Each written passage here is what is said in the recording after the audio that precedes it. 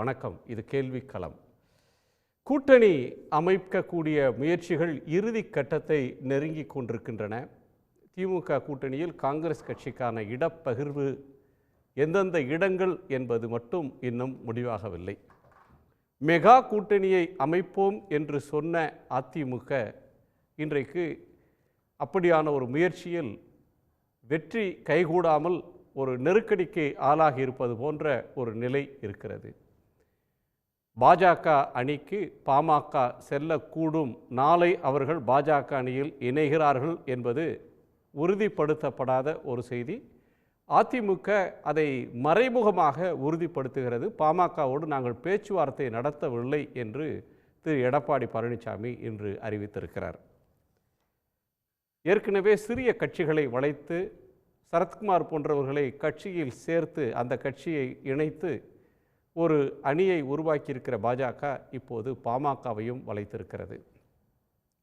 சிறிய கட்சிகளை கூட்டணியில் சேர்த்து கொண்டு பெரிய கட்சிகளையும் கூட, கூட்டணியில் ஏற்கனவே இருந்த பெரிய கட்சிகளையும் அதிமுக பக்கம் செல்ல விடாமல் பாஜக தடுக்கக்கூடிய முயற்சியில் வென்று கொண்டிருக்கிறதா? பாஜகவுக்கு இந்த முயற்சி என்பது அதிமுகவுக்கு தரக்கூடிய ஒரு நெருக்கடியா? இந்த சவாலை திரு எடப்பாடி பழனிசாமி எப்படி எதிர்கொள்ளப் போகிறார் என்பது தேர்தல் களத்தில் கூட்டணி கோணத்தில் பேச வேண்டிய ஒரு அம்சம். இன்னொன்று, வட இந்திய ஊடகங்கள் கடந்த 2 நாட்களாக ஒரு ஊடகத்தை தவிர ஒரு பரப்புரையை செய்து கொண்டிருக்கிறார்கள். தமிழ்நாட்டில் அதிமுகவை விட பாஜகவினுடைய வாக்கு வங்கி அதிகரித்திருப்பது போன்றும், கூடுதலான இடங்களை அதிமுக 4 இடத்தில் வெல்லும் என்றும் பாஜக 5 இடங்களில் வெல்லும் என்றும் ஒரு ஆருடத்தை சொல்கிறார்கள். வட இந்தியாவில் தமிழ்நாட்டில் பாஜக ஒரு வேர்பிடித்து விட்ட கட்சி, வளர்ந்து விட்ட கட்சி, இடங்களை வெல்லக்கூடிய இடத்துக்கு வளர்ந்து விட்ட கட்சி என்று வட இந்தியாவில் இப்படியான ஒரு தோற்றத்தை தருகிறார்களா? அல்லது அதிமுகவினுடைய தொண்டர்களை சோர்வடைய செய்வதற்காக ஒரு உளவியல் ரீதியான தாக்குதலாக இந்த முயற்சி முன்னெடுக்கப்படுகிறதா?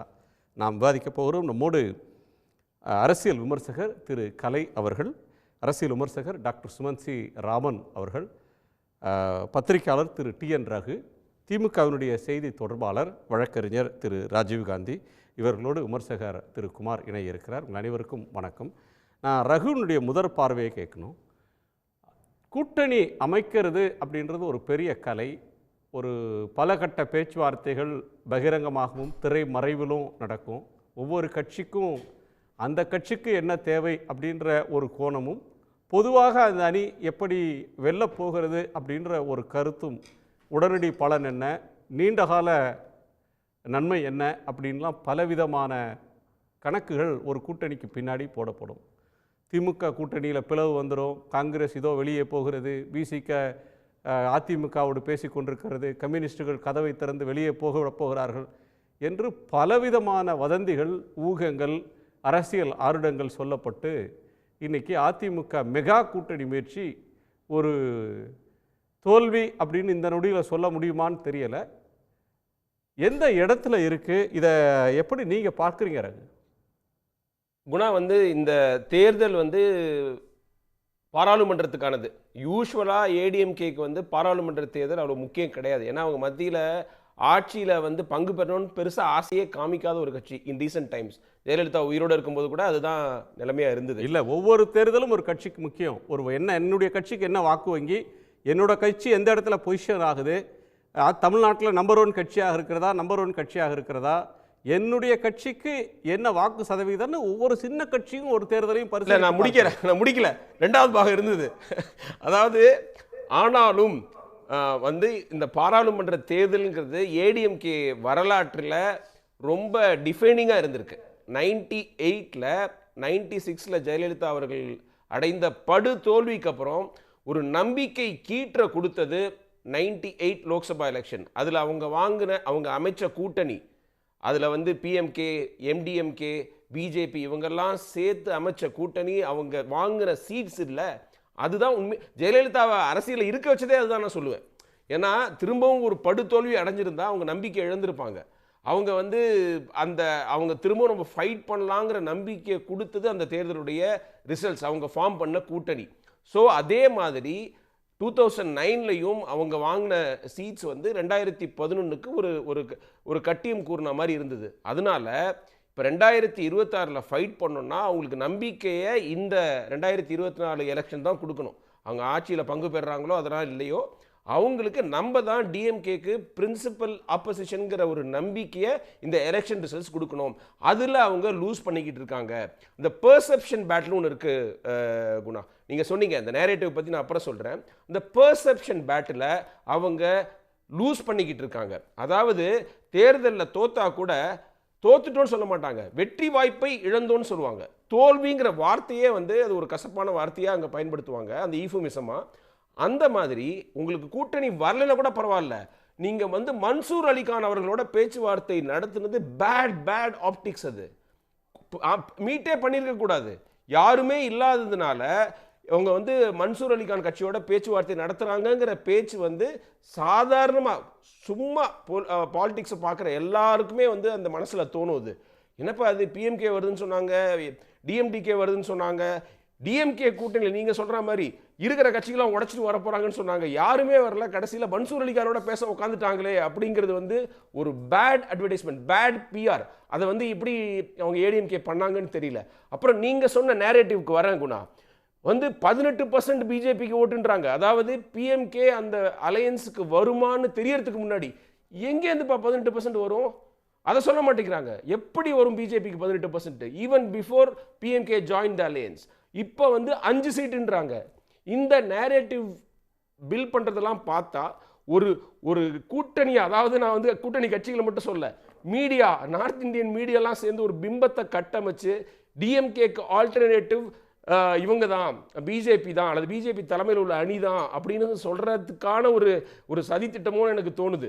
அதை பார்த்து முழிச்சுக்கணும் இவங்க ஏடிஎம்கே. ஏன்னா இந்த எலெக்ஷனை பொறுத்த வரைக்கும் தமிழ்நாட்டில் யுசைன் போல்ட் பீக்கில் இருக்கிற போது கலந்துக்கிட்ட ஓட்டப்பந்தயம் தான் அது.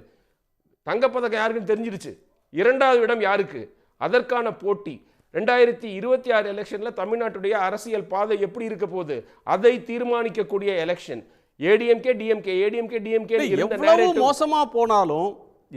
மோசமாக போனாலும் என்ன பெர்செப்ஷன் பேட்டில், என்ன விதமான கூட்டணி சேர்க்கைகள் அப்படின்னு எடுத்துட்டாலும், பாமக ஒருவேளை அதிமுக பக்கம் போச்சுன்னா சென்னையிலேயோ அல்லது கோவையிலேயோ மதுரையிலேயோ திருச்சியிலேயோ திருநெல்வேலியிலேயோ அதனால் பாஜகவுக்கு என்ன நன்மை அப்படின்றது ஒன்று.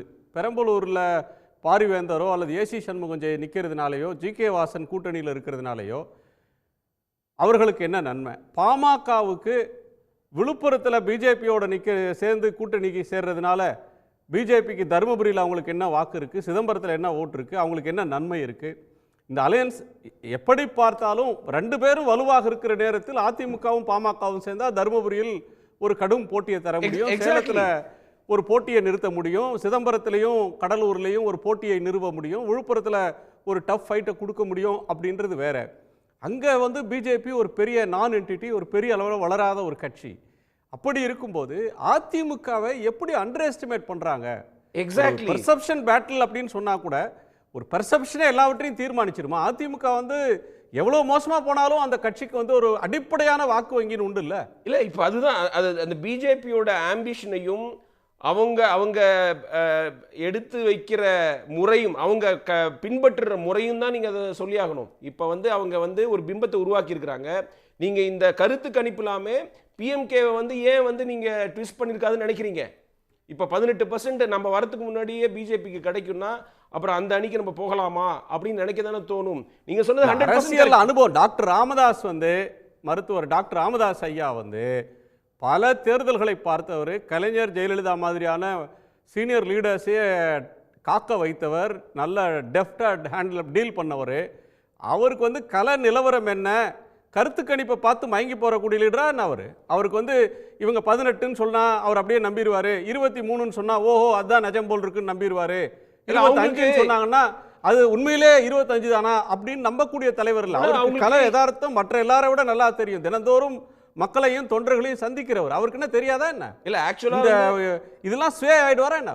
இல்ல நீங்க வந்து அவங்க இம்மீடியட் பெனிஃபிட்ஸ் பார்க்கலாம். மேபி வந்து எங்களால ராஜ்யசபா சீட்டு கொடுக்க முடியாதுன்னு ஏடிஎம்கே சொல்லலாம், எங்களுக்கு அந்த வாய்ப்பு இல்லைன்னு பிஜேபி அதை கொடுக்குறேன்னு சொல்லலாம்.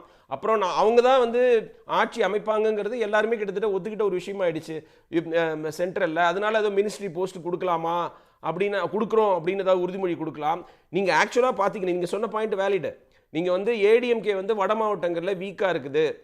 அவங்க ஹிஸ்டாரிக்கலி அவங்க வந்து வட மாவட்டங்கள்ல வந்து வீக் தான். ஸோ அவங்களுக்கு அங்கே பிஜேபி அவங்க வந்து பிஎம்கேவோட அலையன்ஸ் தேவை.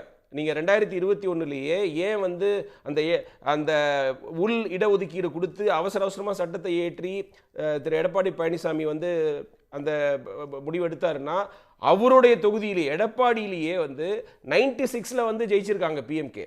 அங்கே கூட நம்மள வந்து பிஎம்கே உடைய சப்போர்ட் தேவைப்படும், ஓவராலாக வட மாவட்டத்தில் அவங்க சப்போர்ட் தேவைப்படும் தான் அவர் அதை செஞ்சார். நேச்சுரலாக பார்த்தீங்கன்னா அந்த உள் இடஒதுக்கீடு கொடுத்தது அந்த ரிஸ்க்கை எடுத்தது வந்து திரு எடப்பாடி. அதுக்காகவாது நம்ம அவர் பக்கம் போகணும், அல்லது 2026 அசம்பிளி எலெக்ஷனை மனசில் வச்சுக்கிட்டாவது அவர் பக்கம் போகணும். இது வரைக்கும் ஒன்றும் பெரிய பிரச்சனை இல்லை. திரு அன்புமணி ராமதாஸுக்கு அந்த மாநிலங்களவை இது கொடுத்ததும் இடம் கொடுத்ததும் வந்து ஏடிஎம்கே தான். ஆனால் இதெல்லாம் பார்த்து அவங்க வந்துருவாங்கன்னு கொஞ்சம் ஈஸியாக நினச்சிட்டாங்களோன்னு தோணுது. இப்போ ஏடிஎம்கே வந்து பிஜேபியோட ஆம்பிஷன்ஸ் இன் தமிழ்நாடு கொஞ்சம் அண்டர் எஸ்டிமேட் பண்ணிட்டாங்களோ, அல்லது இந்த கட்சிகள்லாம் ஃபியூச்சரையும் கணக்கில் வச்சுக்கிட்டு நம்மளோட வருவாங்க அப்படின்னு ஈஸியாக முடிவு பண்ணிட்டாங்களோ அப்படின்னு தோணுது. ஏன்னா நம்மளும் அதான் நினச்சிக்கிட்டு இருந்தோம், பிஎம்கே டிஎம்டிகேலாம் வந்து ஏடிஎம்கேயோட போகிறதுக்கான வாய்ப்புகள் அதிகம் அப்படின்னு இந்த கூட்டணி பேச்சுவார்த்தைகள்லாம் ஆரம்பித்த போது இப்போ ஒரு ட்விஸ்ட்டு தெரியுது. ஆனால் அண்ணாமலை வந்து ரொம்ப கான்ஃபிடென்ட்டாக நாங்கள் ஸ்வீப் பண்ணுவோம், 25% வாங்குவோம்னா சொல்கிறாரு. ஆனால் அவருக்கும் தெரியும் இந்த எலெக்ஷன் தமிழ்நாட்டை பொறுத்த வரைக்கும் 2வது இடத்திற்கான எலெக்ஷன் இது. டிஎம்கேக்கு யார் மெயின் ரைவல்ஸ் இன் ஃபியூச்சர்னு டிட்டர்மின் பண்ணுற ஒரு எலெக்ஷன். அதில் நம்ம முன்னேறணும், மேலே போகணும், ஏடிஎம்கேவோட பெட்டராக பர்ஃபார்ம் பண்ணணும் அப்படிங்கிறது தான் அவருடைய ஒரு ரியலிஸ்டிக் ஆம்பிஷனாக இருக்கும். நீங்கள் சிதம்பரம் கடலூரில் அந்த பிஜேபி அலையன்ஸுக்கு ஓட்டு விழுந்ததுன்னா கூட அது பிஎம்கேனாலே அவர் சொல்ல போகிறாரு, எங்கள் மோடி அவருடைய அலையினால கிடைச்சது, அவருடைய ஆட்சிக்கு கிடைச்ச வந்து ஒரு நற்சான்றிதழ் அப்படி தான் சொல்ல போகிறார் அவர். அப்படி தானே அவங்க மாற்ற போகிறாங்க. அவங்களே ஸ்மால் பாக்கெட்ஸ் தானே இன்ஃப்ளூயன்ஸே இருக்குது. தமிழ்நாடு ஃபுல்லாக பரவி இருக்கிற கட்சியா பிஜேபி? தமிழ்நாட்டில் எல்லா கும்மிடிப்பூண்டியிலேருந்து குளச்சல் வரைக்கும் எல்லா ஊர்லேயும் அவங்களுக்கு வந்து ஒரு இது இருக்கா, பேஸ் இருக்கா? இல்லையே. அவங்களுக்கு அவசியம் உங்களுக்கு கூட்டணி தேவை. ஆனால் அந்த கூட்டணியில் அவங்க வந்து ஏற்கனவே எஸ்டாப்ளிஷ் ஆன அல்லது பெர்ஃபார்ம் பண்ண கட்சியோட நாங்கள் பெரிய கட்சிங்கிற ஒரு இமேஜை உருவாக்கிட்டாங்க. இவரே 2019 தினகரனை வந்து 5% மேலே ஓட்டு வாங்கியிருந்தார். அது வந்து பிஜேபியோட இண்டிவிஜுவல் ஷேரை விட அதிகம். பட் அவரே வந்து ஆர்கே நகரில் வந்து டிடிவி தினகரன் ஜெயிச்ச போது அவர் தான் எம்ஜிஆர், ஏடிஎம்கே இனி அவரிடம்தான் இருக்க போகிறது, தமிழ்நாட்டு அரசியலில் வெற்றிடம் என்பது இல்லை, அதை டிடிவி நிரப்பி விட்டார் அப்படி சொன்ன அரசியல் விமர்சகர்களை, அப்படி எழுதின பத்திரிகைகள் இன்னமும் இருக்கு. அப்படி சொல்லப்பட்டுச்சு அன்னையோட அரசியல் நிலவரம். அது வந்து இன்னைக்கு வந்து ஒரு பர்செப்ஷன் பேட்டில். நான் என்ன சொல்றேன்னா, அந்த கூட்டணியில் நாங்கள் பிக் பிரதர்னு அவங்க எஸ்டாப்ளிஷ் பண்ணாங்களே, அதுவே ஒரு சக்சஸ் இல்லையா? பிஎம்கேவும் தினகரனுடைய அம்மா மக்கள் கட்சியும் வந்து ஏற்கனவே ப்ரூவ் பண்ணியிருக்காங்க, they were able to get these many votes-னு. அது கூட வாங்காத பிஜேபி அவரையும் கூட அவங்களுடைய சின்னத்தில் போட்டி போட வைக்க முடியும் அப்படிங்கிறது அது ஒரு ஸ்டெப் ஃபார்வர்டு தானே. அதை வந்து ஏடிஎம்கே ரியலைஸ் பண்ண வேண்டாமா? அவர் வந்து அவர் அடையாளத்தை தொலைத்த அரசியல்வாதி ஆயிட மாட்டாரா? அதிமுகவை மீட்பதுதான் என்னுடைய லட்சியம் அப்படின்னு சொல்லி ஜெயலலிதாவோட உண்மையான வாரிசு நான் தான் அப்படின்னு ஒரு பக்கம் கிளைம் பண்ணிக்கிட்டு தாமரை சின்னத்துல போய் நீங்க ரெட்டைலைக்கு எதிராக நிக்கிறீங்க, தாமரை சின்னத்துல போய் நிக்கிறீங்க, உங்களுக்கு சொந்த கட்சி இல்ல, பிஜேபி மெம்பரானதான் நீங்க தாமரை சின்னம். That is not ஒரு லீடர் போய் நின்னாங்கன்னா அவங்களுக்கு என்ன ஐடென்டிட்டி இருக்கு, அரசியல்ல அவங்களுக்கு என்ன அடையாளம் இருக்கு? அடையாளத்தை தொலைத்து விட்டு என்ன அரசியல்ல சாதிக்க போறாங்க? That is not BJP's problem. பிஜேபியோட மெயின் மோட்டிவே ரீஜனல் பார்ட்டிஸை காலி பண்ணணும். ரீஜனலா யாருமே பவர்ஃபுல்லா இருக்க கூடாது. இப்போ one nation it is not their smartness, regional party லீடர்ஸோட வீக்னஸ். அதுதான் இதுக்கு இருக்கக்கூடிய பின்னாடி இருக்கிற பாலிடிக்ஸ். நீங்க ஹரியானால வந்து பவர்ஃபுல்லா டெபுட்டி சீஃப் மினிஸ்டரா இருந்த கட்சியை வந்து இப்போ நீங்க கூட்டணியிலேருந்து விலக்கியிருக்காங்க. ஒன் நேஷன் ஒன் எலெக்ஷன் கூட என்ன பொறுத்த வரைக்கும் ரீஜனல் பார்ட்டிஸுக்கு எதிராக, ரீஜனல் பார்ட்டிஸோட இன்ஃப்ளூயன்ஸுக்கு எதிராக பிஜேபி தொடுத்திருக்கிற வார். காங்கிரஸ் கூட டேம் பண்ணிட்டாங்க அவங்க. மிக முக்கியமான ஒரு பாயிண்ட் டிஎன்ஆர், அதாவது ஒன் நேஷன் ஒன் எலெக்ஷன்னா இப்போ வந்து ரீஜனல் எலெக்ஷன்ஸ் வரும்போது ரீஜனல் லீடர்ஸ் ஸ்டாலின் வெர்சஸ் மோடினா ஸ்டாலின் ஜெயிக்கிறார், பினராயி விஜயன் வெர்சஸ் மோடினா பினராயி ஜெயிக்கிறார், நவீன் வெர்சஸ் மோடின்னு கொண்டு போனா நவீன் ஜெயிக்கிறார், மம்தா வெர்சஸ் மோடினா மம்தா ஜெயிக்கிறாங்க. காங்கிரஸ் இருக்கக்கூடிய சித்தராமையா வெர்சஸ் மோடினா கூட சித்தராமையா ஜெயிக்கிறார். இந்தியாவில் ரீஜனல் லீடர்ஸ் அப்படின்ற ஒன்னு இல்லாம ஒரு ரஷ்யன் டைப் ஒரு எக்ஸாக்ட்லி ஒரு பிரசிடென்ஷியல் டைப் ஆஃப் எலெக்ஷனுக்கு கொண்டு போற ஒரு கிராண்ட் நரேட்டிவ், ஒரு கிராண்ட் பேட்டில், ரீஜனல் பேட்டில்ஸ் அப்படின்ற ஒன்று இருக்கக்கூடாதுன்றது அதற்கு பின்னாடி இருக்கிற சூழ்ச்சி. அதை நாம இன்னொரு தருணத்தில் விரிவாக விவாதிக்கலாம். ஒன் நேஷன் ஒன் போல் அப்படின்றது நம்ம தொடர்ந்து விவாதிக்க வேண்டிய ஒன்று. நம்ம தொடர்ந்து பேசலாம். திரு சுமந்த், பர்செப்ஷன் பேட்டில் அப்படின்னு சொல்ற மக்களை நம்ப வைக்கிற ஒரு ஜாலம், மக்கள் முன்னால் விரிக்கிற ஒரு படைப்பு, அதில் வந்து தன் கட்சி வெல்லும் அப்படின்ற தோற்றத்தை உருவாக்குறதுல, ஒரு வலிமையான கூட்டணியை உருவாக்குறது அப்படின்ற ஒன்றில் ஒரு பெரிய நெருக்கடியை இன்னைக்கு அதிமுக சந்திக்குதா? ஒரு எக்ஸிஸ்டென்ஷியல் கிரைசிஸ்ன்னு சொல்ல முடியாது இதை. ஆனால் ஒரு பிரைமரி அப்போசிஷன் அப்படின்னு சொல்கிற ஒரு கட்சியோடு பெரிய கட்சிகள் சேரலைன்றதும், திரு டிஎன் ரகு சொன்னது மாதிரி மன்சூர் அலிகானை கூப்பிட்டு வச்சு பேசுகிறதும் எப்படி புரிஞ்சுக்கிறது? அவங்களுக்கான வாக்கு சரியுது, அதிகமான இடங்களில் பிஜேபி ஜெயிக்கும் அப்படின்லாம் வட இந்திய ஊடகங்களில் போடுற அந்த ப்ரொஜெக்ஷன் அப்படின்ற ஒன்று வந்து ஏடிஎம்கே மேலே நடத்துகிற ஒரு சைக்கலாஜிக்கல் வார்ஃபேரா, அந்த தொண்டர்களை சோர்வுடைய செய்கிற முயற்சியா? நிச்சயமாக வந்து இதில் பர்செப்ஷன் பேட்டிலில் அதிமுக வந்து யாருமே வரமாட்டேங்கிறாங்க. ஃபர்ஸ்ட் ஆஃப் ஆல் அது மன்சூர் அலிகானை கூப்பிட்டு பேச்சுவார்த்தை நடத்துறதுங்கிறது வந்து ரொம்ப நேற்று அந்த ஃபோட்டோவே வந்து அதிமுகவினுடைய பலவீனம் வந்து டிஸ்பிளே காட்டுச்சு. அது ரொம்ப ஒரு தப்பான ஒரு வழக்கமாக தேர்தலுக்கு முன்னாடி சிறிய அமைப்புகளை நடத்தி கொண்டிருக்கிற நபர்கள் வந்து நாங்கள் உங்களுக்கு ஆதரவு தெரிவிக்கிறோன்னு தலைவர்களோட ஒரு பொன்னாடையை போத்திட்டு ஒரு ஃபோட்டோ எடுத்துகிட்டு போயிடுவாங்க. அது ஒவ்வொரு எலெக்ஷனுக்கும் நம்ம ஆதரவு கடிதத்தை கட்சி பேரே நமக்கு தெரியாது. தமிழ்நாடு முழுக்க நாங்கள் போய் எலெக்ஷன் வேலை செய்வோம் அப்படிலாம் சொல்லிட்டு அவ்வளோதான். ஆமாம், இது வந்து ரெகுலராக நடக்கக்கூடிய ஒன்று. ஆனால் பேச்சுவார்த்தை நடக்குது, அதுக்கப்புறம் ஒரு ஸ்டேட்மெண்ட் அவர் விடுறாரு, பேச்சுவார்த்தையில் உடன்பாடு ஏற்படவில்லைன்னு. என்னங்க இது? அதிமுக செய்யற வேலையாது? தொண்டாமுத்தூர்ல அவர் வந்து அதிமுக வேட்பாளருக்கு மறைமுகமா உதவுனவர் சார். அதுக்கு ஒரு கைமாறு இருக்குல்ல. போன சட்டமன்ற தேர்தலில் மன்சூர் அலிகான் சாதாரணமானவர் இல்ல, தொண்டாமுத்தூரை தேடி போய் வேட்பாளரா நின்று தினந்தோறும் நியூஸ்ல இருந்தவர். சில ஆயிரமாவது முஸ்லீம் ஓட்டுகளை பிரிக்கணும்னு ஒரு அசைன்மெண்ட்டுக்கு போனவர். இல்லை அசைன்மெண்ட்டுக்கு போகிறது வந்து எவ்வளோ பேர் எந்தெந்த அசைன்மெண்ட்டுக்கு நேஷ்னல் லெவலில் ஓவைசி போகாத அசைன்மெண்ட்டா? ஸோ அதெல்லாம் இருக்குது. அது அசைன்மெண்ட் எல்லாருக்கும் அவ்வப்போது ஒதுக்கப்படும். ஆனால் வெளிப்படையாக கட்சி டு கட்சி பேசுறதுங்கிறது வந்து அதிமுக செய்திருக்கக்கூடாது. அது ஒரு மிக அபத்தமான ஒரு நிகழ்வாகத்தான் நான் பார்க்குறேன். ரெண்டாவது, அதிமுகவுக்கு எப்போ பாட்டாளி மக்கள் கட்சியுடைய டிமாண்டும் தேமுதிகவுடைய டிமாண்டும் பூர்த்தி செய்ய முடியாது என்று நினைத்தார்களோ உடனடியாக அவர்கள் நாங்கள் தனித்து போட்டியிடுறோம், எங்கள் கூட யார் வராங்களோ அவங்கள வச்சு போட்டியிடுறோம், பாட்டாளி மக்கள் கட்சியும் தேமுதிகவுடைய டிமாண்ட்ஸை எங்களால் மீட் பண்ண முடியலன்னு சொல்லிட்டு மக்கள்கிட்ட போக வேண்டியது. அதை விட்டுட்டு இன்னைக்கு வரைக்கும் வந்து வருவாங்களாங்கிறது it sends the wrong message. ஐயா, வெற்றியோ தோல்வியோ நாங்கள் ஒரு பெரிய கட்சி, நாங்கள் நின்று போட்டியிடுவோம், நாங்கள் ஒரு வலுவான ஒரு ஓட் ஷேரை நாங்கள் எடுப்போம், எங்களுடைய ஸ்ட்ரென்த்தில் எங்கள் மூளை முடுக்கில் எல்லா கிராமத்துலேயும் அதிமுக இருக்கிறது, அப்படி தானே நீங்கள் போகணும். அதை வச்சுட்டு இன்றைக்கி வரைக்கும் பாமக வருமா? ஒரு விஷயம் ஞாபகம் வச்சுக்க குணா, பாட்டாளி மக்கள் கட்சியிலேயோ அனைத்து கட்சிகளிலும் ஒரு மிகப்பெரிய கருத்து வேறுபாடு இருக்கிறது தொண்டர்களுக்கும் தலைமைக்கும். அவங்க எல்லாருமே வந்து அதிமுகவோட போகணும்னு விருப்பப்படுறாங்க, தலைமை வந்து பாஜகவோட போகணும்னு நினைக்கிறாங்க. அப்போ தலைமை பாஜகவோட போகணும்னா ஓட் டிரான்ஸ்ஃபர் ஆகுமா அப்படிங்கிறது மிகப்பெரிய சந்தேகம். அத வந்து முக்கியமான பாயிண்ட் நீங்க சொல்றது சுமந்த், ரொம்ப ரொம்ப குரூஷியலான ஒரு பாயிண்ட். வருவாங்களான்னு எவ்வளவு நேரம் காத்துட்டு இருப்பீங்க? இல்ல, ரொம்ப ரொம்ப குரூஷியலான பாயிண்ட் நீங்க சொல்றது. ஒரு அலையன்ஸோட கெமிஸ்ட்ரி ஒர்க் ஆகும்னா தொண்டர்களுடைய விருப்பத்துக்கேற்ற முடிவை தலைமை எடுக்கணும். தேமுதிக வந்து தங்களுடைய மாவட்ட செயலாளர்கள் கூட்டத்தில் அவங்க வெளிப்படையாகவே சொன்னாங்க, முடிச்சுட்டு வந்து, எங்கள் கட்சியோட நிர்வாகிகள் அதிமுகவோடு செல்ல வேண்டும் என்று தான் விரும்புகிறார்கள், பெரும்பாலானோர் அந்த கருத்தை சொல்றாங்க அப்படின்னு வெளிப்படையாகவே அந்த கட்சியோட பொதுச் செயலாளர் சொன்னாங்க. டிஎம்கேவோட போலன்னு கூட சொல்லியிருந்தாங்க. அது சொன்னாங்க, அதுக்கு வாய்ப்பு இல்லை. ஆனால் அவங்களுடைய சாய்ஸ் ஏடிஎம்கேவா பிஜேபியான்னு வரும்போது பிஜேபியோடு சேர வேண்டாம் என்று சொல்கிறார்கள் அப்படின்னே அவங்க வந்து பேட்டி கொடுத்தாங்க.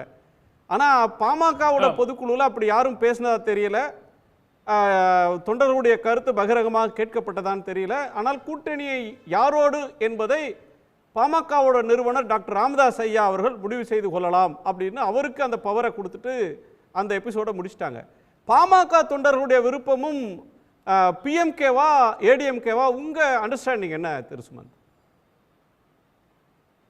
என்னுடைய அண்டர்ஸ்டாண்டிங் நாட் ஓன்லி பாட்டாளி மக்கள் கட்சி தொண்டர், பட் மருத்துவர் ஐயாவுடைய விருப்பமும் அதிமுகவுடைய ஒரு கூட்டணி தான். இப்போ டாக்டர் அன்புமணி தான் வந்து பாஜகவோட கூட்டணி அப்படிங்கிற ரீதியாக இருக்கிறதா தான் கடந்த பல நாட்களாக அந்த செய்தி போயிட்டுருக்கு. ஒரே ஒரு பாயிண்ட் தான், நீங்கள் ஸ்ட்ராட்டஜிக்காக அதிமுக செய்த தவறை நான் சொல்லிடுறேன்.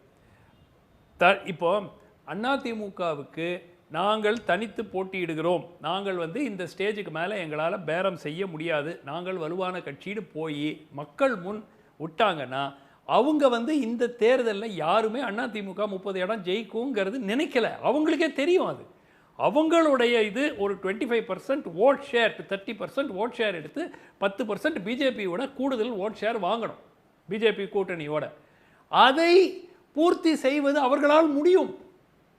நீங்கள் பாட்டாளி மக்கள் கட்சியும் தேமுதிகவும் உங்களுக்கு பிஜேபி பக்கம் போயிடுச்சுன்னா உடனே அதிமுக எல்லா இடத்துலையும் 3வது இடத்துல வரப்போகிறாங்களா? ஏன் இந்த லேக் ஆஃப் கான்ஃபிடன்ஸ்? கான்ஃபிடன்ஸ் இருந்தால் தைரியமாக எங்களுக்கு வேண்டாங்க, இதுக்கு மேலே எங்களால் மண்ணாட முடியாது, நாங்கள் கேட்டுட்டோம், அவங்க போகிறதானா போகட்டும், நாங்கள் கேண்டிடேட் அறிவிங்க. நாளைக்கு வந்து நீங்கள் நேர்காணல் முடிச்சிட்டிங்கல்ல, எடப்பாடி அவர்கள் தலைமையோட உட்காந்து நேர்காணல்லாம் முடிச்சாச்சு இல்லை, எல்லா இடத்துக்கும் கேண்டிடேட் அறிவிங்க. ஏங்க ஒரு டிஃபிடன்ஸோடு இருந்தால் நிச்சயமாக ஒரு பிரதான எதிர்கட்சியாக இருக்கிறீங்க, இவ்வளவு ஒரு பேஸ் இருக்குது, ஒரு காலகட்டத்தில் 45% ஓட் ஷேர் வச்சுட்டு இருந்தீங்க, அது நாட் டூ லாங் அகோ, 6 வருஷம் பின்னாடி. அப்போது இன்னைக்கு வந்து நீங்கள் இவங்க வருவாங்களா அவங்க வருவாங்களா, அது வந்து என்னை பொறுத்த வரைக்கும் அது வந்து ஸ்ட்ராங் லீடர்ஷிப் கிடையாது. இன்று கூட நாளைக்கு அதிமுக கேண்டிடேட்டை அறிவிச்சுட்டு போனாங்கன்னா மக்களிடையே வெற்றி பெறுவார்கள் என்று நான் சொல்லவில்லை, உறுதியாக அவர்களுக்கு 25 to 27% ஓட் ஷேர் கிடைக்கும். கிடைச்சு பிஜேபி கூட்டணியை 3வது இடத்துக்கு பெரும்பாலான இடங்களில் தள்ளுவார்கள். அதை செய்வாரா எடப்பாடியும் தெரியாது, இல்லை திருப்பி பாமக வருவாங்களா தேமுதிக வருவாங்களான்னு எவ்வளோ நாள் காத்துட்டு இருக்க போறாருன்னு பார்க்கணும். அதிமுகவோட பலம் என்ன அப்படின்னு அவங்களுக்கு ஒரு அண்டர்ஸ்டாண்டிங் இருக்கும்ல. ஒரு வலிமையான கூட்டணி அப்படின்ற ஒன்று பிஜேபியோட உதறிட்டு வரும்போதே எங்களால் தமிழ்நாட்டில் அமைக்க முடியும், டிஎம்கே கூட்டணி தொடர்ந்து ஜெயிக்குது, அதில் ஒரு சேதாரத்தை ஏற்படுத்த முடியும்னு தானே அவங்க கிளம்புனாங்க. பிஜேபியோடைய கூட்டணிக்கு மீண்டும் வாங்கன்னு கதவுகள் ஜன்னல்லாம் திறந்து வச்சு கூப்பிட்டா அதில் போக மாட்டேன்னு அதில் தீர்க்கமாக இருந்த திரு எடப்பாடி பழனிசாமி அவர்களால் இந்த கூட்டணி கட்சிகளை இழுத்து போடுறதுல அவங்கள வந்து ஈர்க்கிறதுல அவரால் முடியாமல் போச்சு அப்படின்னா அது அவங்களுடைய ஓட் ஷேர் தான் காரணமா, இல்லை பிஜேபியுடைய வேற சில அணுகுமுறைகள் காரணமா திரு சுமந்த்? இல்லை நிச்சயமாக வந்து எப்படி பாட்டாளி மக்கள் கட்சியை பொறுத்த வரைக்கும் என்ஃபோர்ஸ்மெண்ட் டைரக்டரேட், சிபிஐ, அந்த பழைய இண்டெக்ஸ் மெடிக்கல் காலேஜ் கேஸு இதெல்லாமே வந்து அப்படியே அந்தரங்கத்தில் ஆடிட்டு இருக்கு. ஸோ அவர்களுக்கு அழுத்தம் பாமக மீது, பர்டிகுலராக டாக்டர் அன்புமணி மீது அழுத்தம் கொடுப்பதற்கு அவங்களுக்கு வாய்ப்பு இருக்கிறது. பட் தேமுதிகவை பொறுத்த வரைக்கும் அந்த மாதிரி அழுத்தம் கொடுக்கறது கூட ஒன்றும் பெருசாக ஒரு வாய்ப்பு இருப்பதை போல் எனக்கு தெரியவில்லை. பட் யாராக இருந்தாலும் ஏஜென்சிஸை வச்சு ஹாரஸ் பண்ணுறதுங்கிறது யாருக்கு வேணாலும் செய்யப்படலாம். ஸோ கேஸ் ஏற்கனவே இருக்கோ கேஸ் இல்லையோ உங்களை ஹாரஸ் பண்ணணும்னு அரசாங்கம் நினச்சா ஹாரஸ் பண்ணலாம். ஸோ அது வந்து ஏஜென்சி மூலமாக அது ஒரு அழுத்தம் இருக்கக்கூடிய ஒரு வாய்ப்பு இருக்கிறது. ரெண்டாவது, அதிமுகவை பொறுத்த வரைக்கும் அவர்கள் இந்த தேர்தலை பொறுத்த வரைக்கும் எவ்வளவு குறைவாக அதாவது செலவு செய்ய முடியுமோ அவ்வளவு குறைவாக செலவு செய்ய தான் விரும்புகிறார்கள். எல்லா கட்சியும் அப்படி தான் இருக்கும் ஒவ்வொரு தேர்தலுக்கும். ஆனால் சில டைமில் வேறு வழி இல்லை, make or break, do or டைன்னு வரும்போது செலவு செய்து தான் ஆக வேண்டும். வேறஸ் ஏடிஎம்கேக்கு ஸ்டேக் வந்து 2026 மச் ஹையர் ஸ்டேக். ஸோ அதில் வெற்றி பெற வேண்டும் என்ற ஒரு கட்டாயம். இதில் அவங்களுடைய டார்கெட் ஓட் ஷேர், இழந்த வாக்கு, அசெம்பிளி எலெக்ஷனில் வாங்கின வாக்குகளை அவர்கள் பெற்றால் அவர்கள் வந்து ஒரு ஃபோர்ஸ், பிரதான எதிர்க்கட்சியாக தமிழ்நாட்டில் இருக்கிறார்கள் என்று காட்டுறது தான் அவங்களுடைய நோக்கம். So whereas BJP is funds வந்து அவங்களுக்கு பிரச்சனையே கிடையாது. ஸோ ஃபண்டிங்கை பொறுத்த வரைக்கும் இப்போ எல்லாருக்கும் தெரியும், தமிழ்நாட்டில் சிறிய கட்சிகளுக்கு தேர்தல் செலவுகளுக்கு பெரிய கட்சிகள் கொடுப்பார்கள். ஸோ இதுவும் ஒரு ஃபேக்டர் தான். அது வந்து நம்ம ஃபேக்டரே கிடையாது அப்படின்னு நம்ம சொல்லி கண்ணை வந்து பூனை வந்து கண்ணை மூடிட்டாக்க உலகம் இருண்டு போயிடாது. ஸோ நிச்சயமாக வந்து இதெல்லாமும் ஃபேக்டர்ஸ். ராஜ்யசபா சீட் அதிமுக ஒன்று தான் இருக்கு. மேபி ஒரு கான்டெஸ்ட்ல 2 வரலாம். 2 சீட் இருக்கு தான் கையில் இருக்கு. அதை 2 இருக்கு இல்ல 2 வரலாம். அது வந்து இட்ஸ் சரி. அப்ப 2 இருந்தால் கூட அவர்கள் சீட் யார் கான்டெஸ்ட் பண்ண போறாங்க? அதுக்கான ஸ்கோப் வேற யாருக்குமே இல்ல.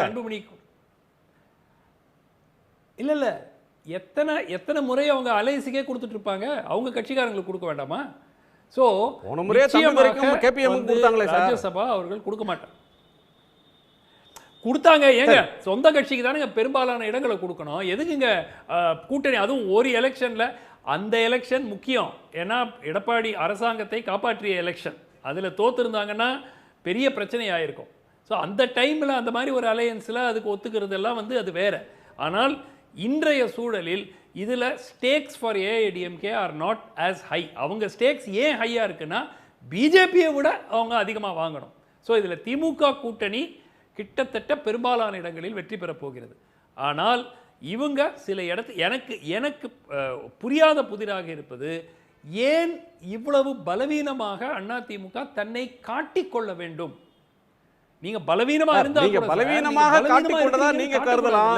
ஒரு ஆளுமை, ஒரு கட்சியை லீட் பண்ண லீடர், அவர் வந்து அவசரப்பட்டு எடுத்த கவுத்தன்னு ஒரு முடிவை அறிவிச்சிடக்கூடாது. தொண்டர்கள் வந்து நாளைக்கு ஏமாற்றம் அடையக்கூடும். ஒரு வலுவான அணியை போடுறதுக்கு முயற்சி பண்ணி பார்ப்போம். ஒரு கூட்டணி அமைந்தால் ஒரு சில இடங்கள்ல நீங்க வந்து தேர்தலை போகும்போதே நீங்க 2வது இடத்துக்கான போட்டின்றீங்க. அவர் ஜெயிக்கிறதுக்கு ஒரு கூட்டணி போடலான்னு அவர் முயற்சி பண்ணி இருந்திருப்பாரு. அவருடைய கோணத்துல இருந்து பார்க்க வேண்டியது இருக்குல்ல. இல்ல ஒரே ஒரு பாயிண்ட்.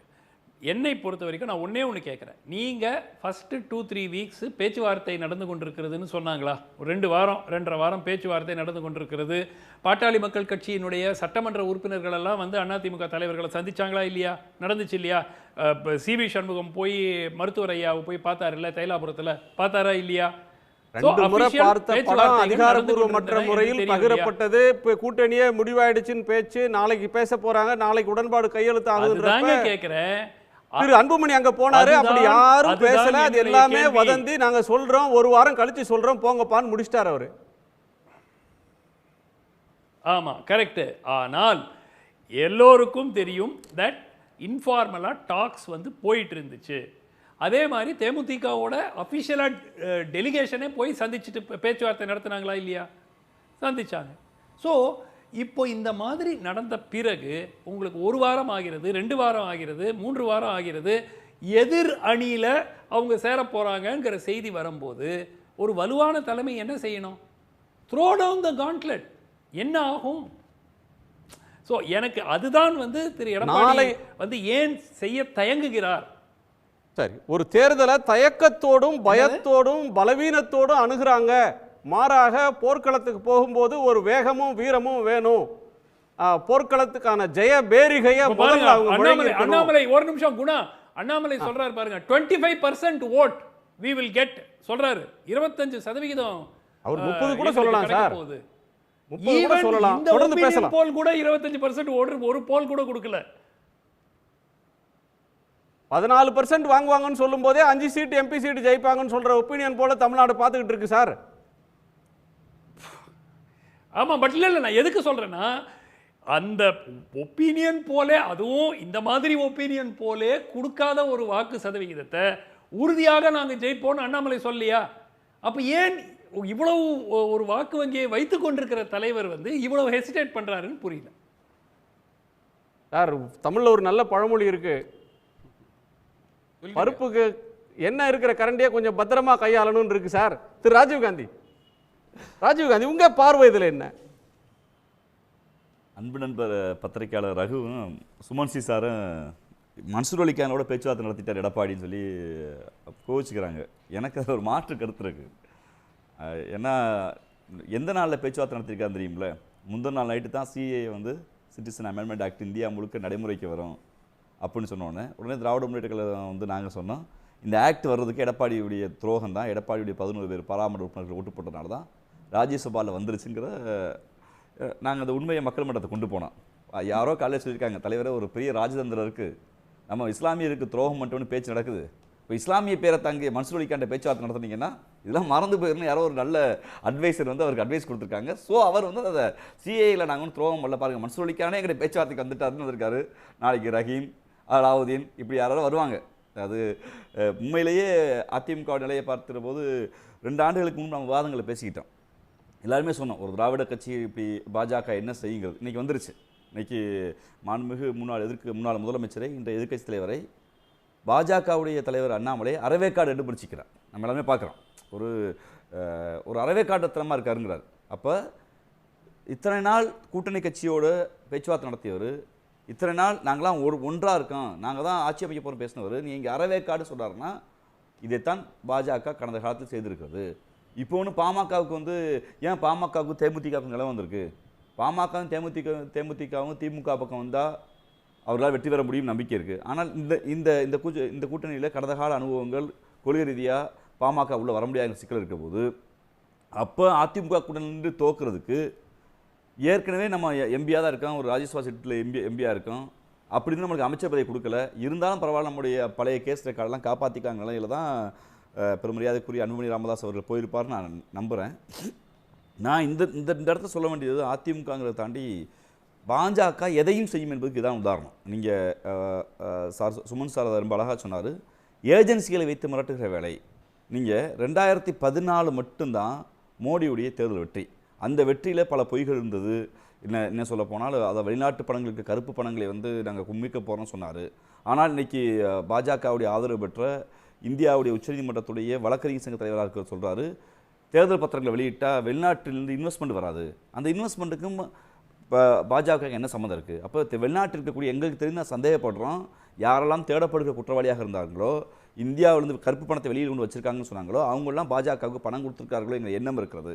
அப்படி ஒரு பொய் பிரச்சாரத்தை நடத்தி 2014 அன்னைக்கு இந்த ஆன்டி இன்கம்பன்சியை பயன்படுத்தி மோடி ஆட்சிக்கு வந்துட்டார். அந்த ஒரு வெற்றி தான் பொய் பிரச்சாரம் மூலியமாகவோ மக்களால் பெறப்பட்ட வெற்றி. அடுத்து எந்த வெற்றி பிசினஸ் ஸ்டாண்டர்ட்ல வந்திருக்கிற செய்தியின் படி பார்த்தா ஸ்டேட் பேங்க் கொடுத்துருக்கிற விவரத்தில் யார் யார் பத்திரம் வாங்கினாங்கன்றது தனியாக இருக்குது, எந்தெந்த கட்சி அதை என்கேஷ் பண்ணதுன்னு தனியாக இருக்குது, இன்னார் இந்த கட்சி கொடுத்தாங்க அப்படின்னு நேரடியாக சொல்கிற அந்த கோடை அவங்க கொடுக்கல.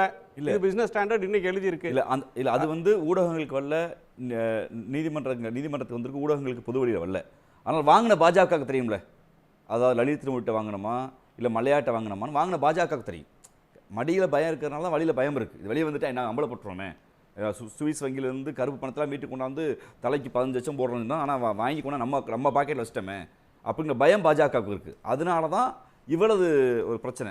நான் என்ன சொல்ல வரேன்னா, 2014க்கு பின்பு மோடி பெற்ற ஒவ்வொரு வெற்றியும் சுமன் சார் சொன்ன மாதிரி ஏஜென்சிகளை வைத்து பெற்ற வெற்றி. 2019 எப்படி சார் வென்றாங்க அப்படின்னா, 2019 புல்வாமாங்கிற ஒரு பொய் தாக்குதலை ஒரு போலி தேசபக்தியை நாடகமாடி ஒட்டுமொத்தமாக அவருடைய பலவீனங்களை மறைத்தார். ஆனால் அதுக்கடுத்து எந்த எலெக்ஷன் ஆகுது மக்கள் மன்றத்தில் நாங்கள் செஞ்சிட்டோன்னு வரல. அதற்கு மாறாக ஒரு பக்கம் மத பிரச்சாரம், ஒரு பக்கம் சிறுபான்மை மக்களின் மீதான வெறுப்பு, இன்னொரு பக்கம் எதிர்க்கட்சிகளை வழக்கு போட்டு தலைவர்களை கைப்பற்றுவது, கட்சிகளை கைப்பற்றுவது, இதுதான் அதான் இங்கே நடந்திருக்கு. இன்றைக்கி அதிமுகவுக்கு வந்து நல்லது தானே, நாளைக்கு பேசிக்கிறாங்க, நாளைக்கு மோடி வர போகிறாருங்க, எத்தனை அதிமுக முன்னாள் எம்பிகள் வர எம்எல்ஏக்கள் சேர போகிறாங்கன்னு தெரியல, அப்படி ஒரு பேச்சு இருக்குல்ல.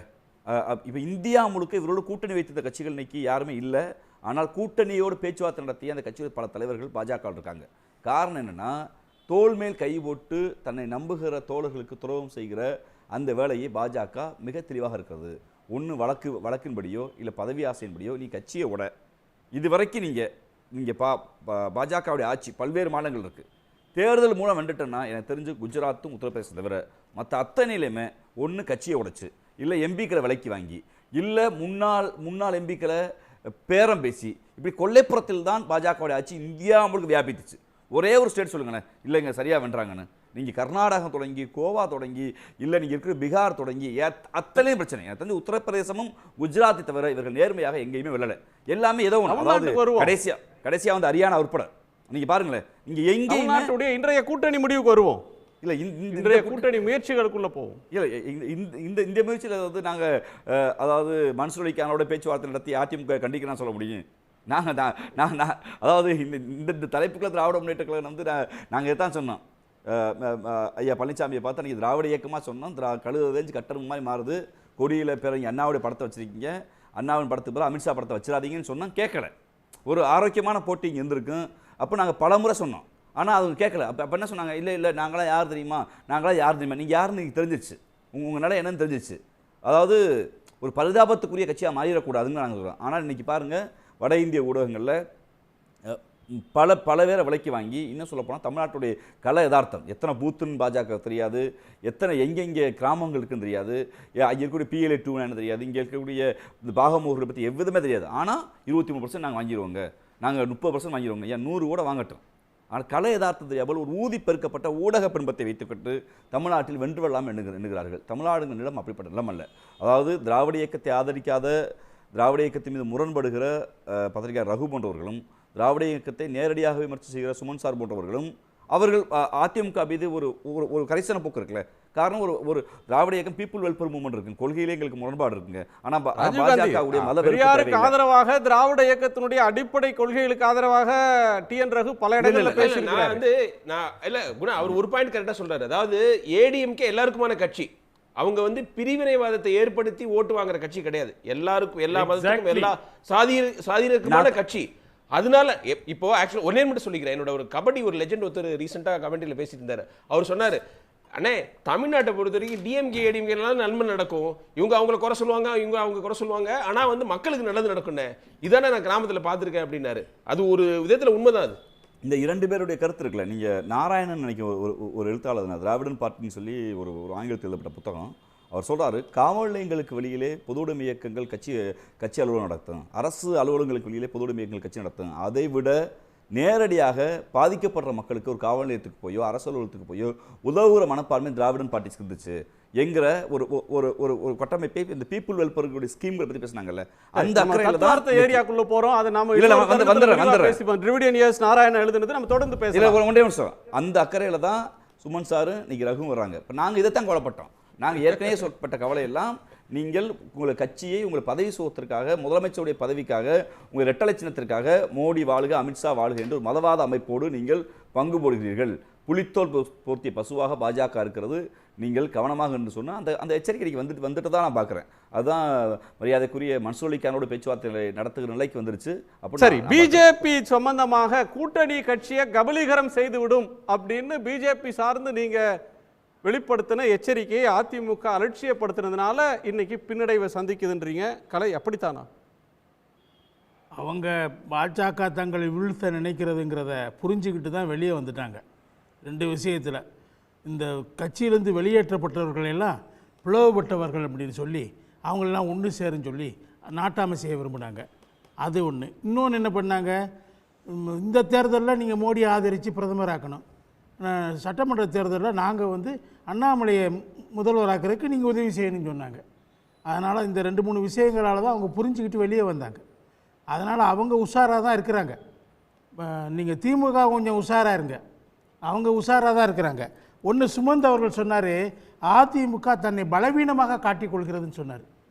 அண்ணாமலை 25 இடத்துல ஜெயிப்போன்னு சொல்கிறாரு, அதிமுக ஒன்றும் 25% ஓட்டு எடுப்போன்றாரு. அதிமுக 40க்கு 40 நாங்கள் தான் ஜெயிக்க போகிறோம் சொல்லிட்டு இருக்கிறாங்க. அண்ணாமலை பேசுறது பெருசா வருது இல்லை, அது ரெண்டும் தான் வருது. நம்ம எதை பார்க்குறோங்கிறது தான். சிலர் பார்வைக்கு சிலது மட்டும் தான் ஒழுகுது. ஓட்டு டிரான்ஸ்ஃபர் ஆகாதுங்கிறாரு, அது உண்மை. அவர் சொல்கிறது பாமகவுக்கும் அதிமுக கூட்டணி அமைந்தால் ஓட்டு டிரான்ஸ்ஃபர் ஆகாது. இதை நான் ரொம்ப காலமாக சொல்லிட்டு, அது கரெக்டு.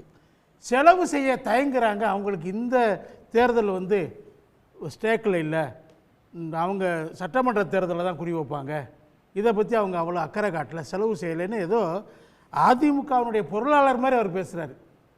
என்ன அதெல்லாம் எந்த வகையில் சரியாக இருக்கும்னு எனக்கு தெரியல. பலவீனமான ஒரு இமேஜ். ஏங்க பாமகவோட ஒரு அவங்க நிமிஷம் பேசுனதில் என்ன தப்புங்க? பாமக தான் போய் அவங்ககிட்ட பேசி ஒரு உடன்படிக்கை கிட்டத்தட்ட வந்தாங்க. பிறகு திடீர்னு அதை பயன்படுத்தி பாஜகவோட அவங்க வந்து தங்களுடைய வேலை சக்தியை வளர்த்துக்கிட்டாங்க. இது தெரிஞ்ச உடனே நாங்கள் நேற்றே முந்தானத்தே ஸ்டேட்மெண்ட் கொடுத்துட்டாரு அதிமுக பொதுச் செயலாளர், நாங்கள் பாமகவோட பேசுவதை நிறுத்தியாச்சுன்னு சொல்லிட்டு தேமுதிகவோட மட்டும்தான் பேசிட்டு இருக்கோம் சொல்லியாச்சு. So, BJP பார்த்துட்டே இருக்கிறீங்க, பிஜேபி எதிர்பார்த்துட்டு இருக்கீங்கன்னு அவர் சொல்றாரு. அது கட்டுக்கதை. அது நேற்று சொன்னதை அவர் பார்க்கல, பத்திரிகையில படிக்கணும். நேற்று ஸ்டேட்மெண்ட் வந்திருக்கு எல்லா பத்திரிகையும். நேத்தே முற்றுப்புள்ளி வச்சுட்டாரு. நாங்க பாமகவோட பேச்சை இல்ல யார் தேமுதிகவோட மட்டும் தான் பேசி கொண்டிருக்கிறோம் சொல்லிட்டாரு. தேமுதிக இப்ப அதிமுகக்குள்ள வந்தாச்சு. யாருன்னு கட்டுக்கதைன்னு சொன்னீங்க? எதை சொன்னீங்க? அவர் டாக்டர் சுமன் சொல்றத சொல்றாரு. சுமன் தான் சொல்றாங்க, உங்களை சொல்லல. ராஜீவ் காந்தி தம்பி நீங்க பேசாம இருங்க, உங்களை சொல்லல. இல்ல ஏதோ என்ன சொல்லிட்டீங்களோன்னு நினைச்சேன். என்னது கட்டுக்கதை? என்னது கட்டுக்கதை? நீங்க எல்லாம் உள்ள வர்றீங்க. நான் சுமந்து சொன்ன அவர் பேசாம இருக்காரு, நீங்க ஏன் அதை பத்தி கவலைப்படுறீங்க? சரிங்க, நீங்க ரைட்டு. நீங்க வந்து ஒவ்வொருத்தரும் பேச, குறிப்பா மற்றவங்க பேசும்போது தலையிட மாட்டீங்க. எனக்கு தெரியும், நீங்க நான் பேசும்போது எப்பயுமே தலையிடுவீங்க. சரி சார், பாயிண்ட் வந்துருங்க சார். நேரம் குறைவா இருக்கு. என்னுடைய கருத்துக்களை பதிவு செய்யக்கூடாதுங்கிறது. சோ செலவு பண்றதுக்கு தயாரா இல்ல. ஏங்க அவங்களுக்கு வந்து நாடாளுமன்ற தேர்தலை சீரியஸா எடுத்துக்கலன்னு சொல்ற குற்றச்சாட்டு ஏற்கல. முக்கியமானதுங்க இந்த தேர்தல் முக்கியமானது. அவங்க இதுல அவங்க தங்களுடைய பலத்தை நிரூபித்து ஆக வேண்டிய கட்டாயத்தில் இருக்காங்க தான் நான் நினைக்கிறேன்.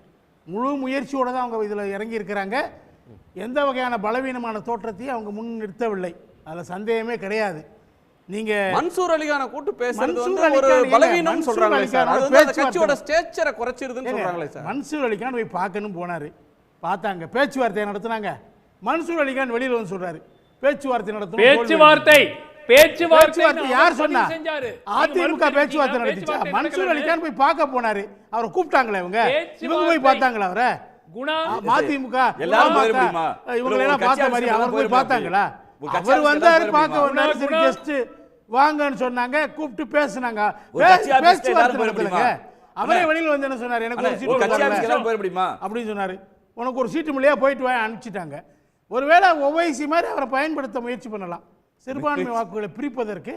ஒவைசி மாதிரி பாஜக எப்படி ஒவைசியை பயன்படுத்துதோ அதே டாக்டிக்ஸ் ஒருவேளை எனக்கு தெரியாது, தொண்டாமுத்தூர் டாக்டிக்ஸ், அந்த டாக்டிக் சொன்னீங்கல்ல, அது எனக்கு தெரியாது. அதுக்காக அவங்க பயன்படுத்துறாங்களான்னு கூட எனக்கு நான் உறுதி இல்லை. இன்னைக்கு தேமுதிக பாஜக அதிமுக கூட்டணிக்குள்ள வர்றதுக்கான வாய்ப்புகள் அதிகமாக இருக்கு. வந்தாச்சுன்னா கிட்டத்தட்ட சமபலத்தில் தான் இருப்பாங்க. வேற ஒன்றும் வித்தியாசம் ஒன்றும் பெருசாக கிடையாது. என்ன சார், அதிமுக தேமுதிக புதிய தமிழகம் புரட்சி பாரதம் இருக்கிற ஒரு கூட்டணியும் எஸ்டிபிஐ இருக்கிற கூட்டணியும் உழைப்பாளி கட்சி பிஜேபியோட சமபலம்ன்றீங்களா? ஏடிஎஃப்டியோட சமபலம்?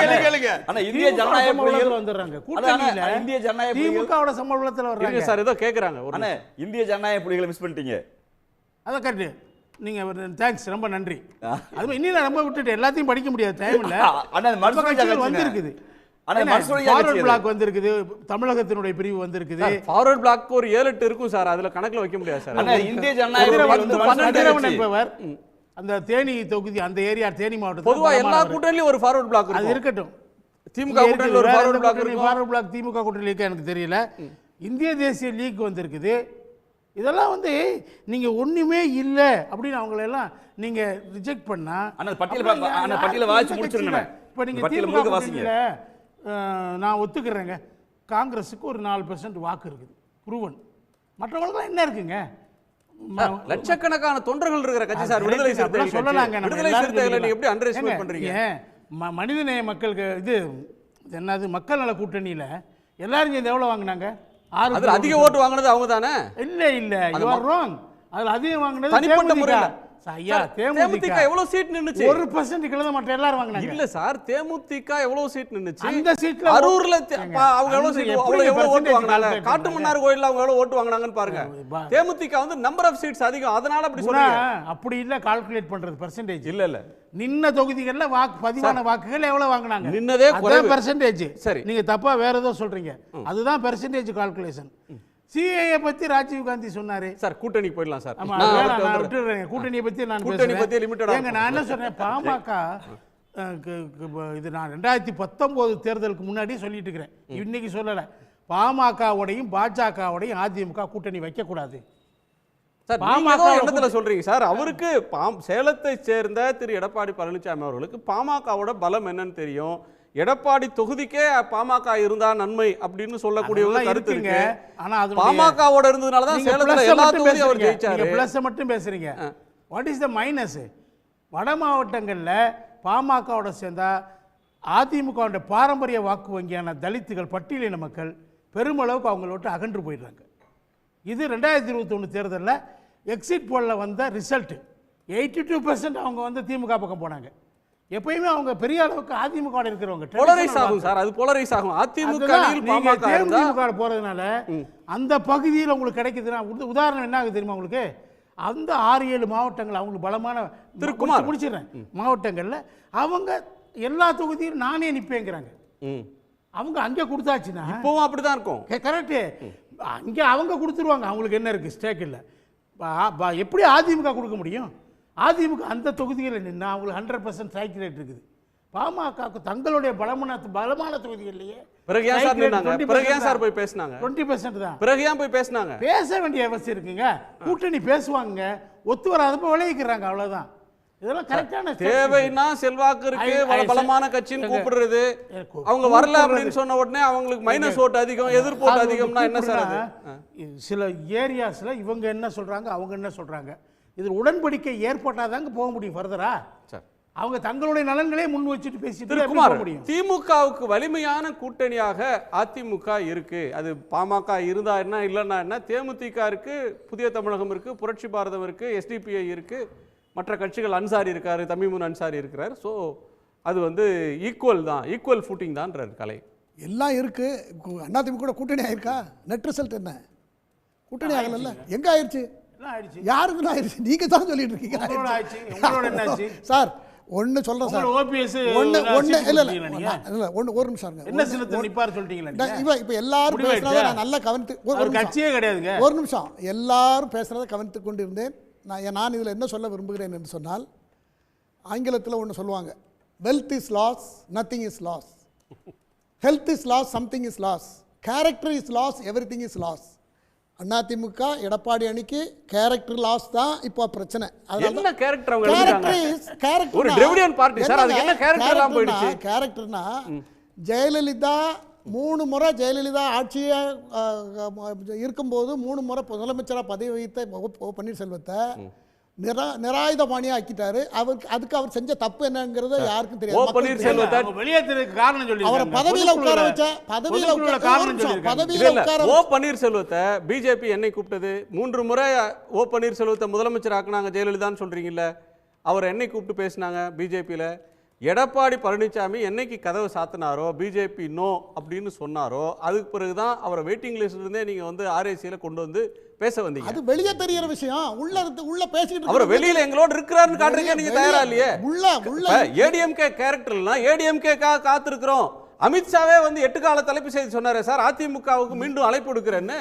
பிரதமர் இங்க வரும்போது எல்லா நிகழ்ச்சியிலுமே கிட்டத்தட்ட ஒரே ஒரு தடவை தான் பார்க்கலே தவிர பாக்கி எல்லா டைமும் ஓபிஎஸ் பார்த்திருக்கிறார்.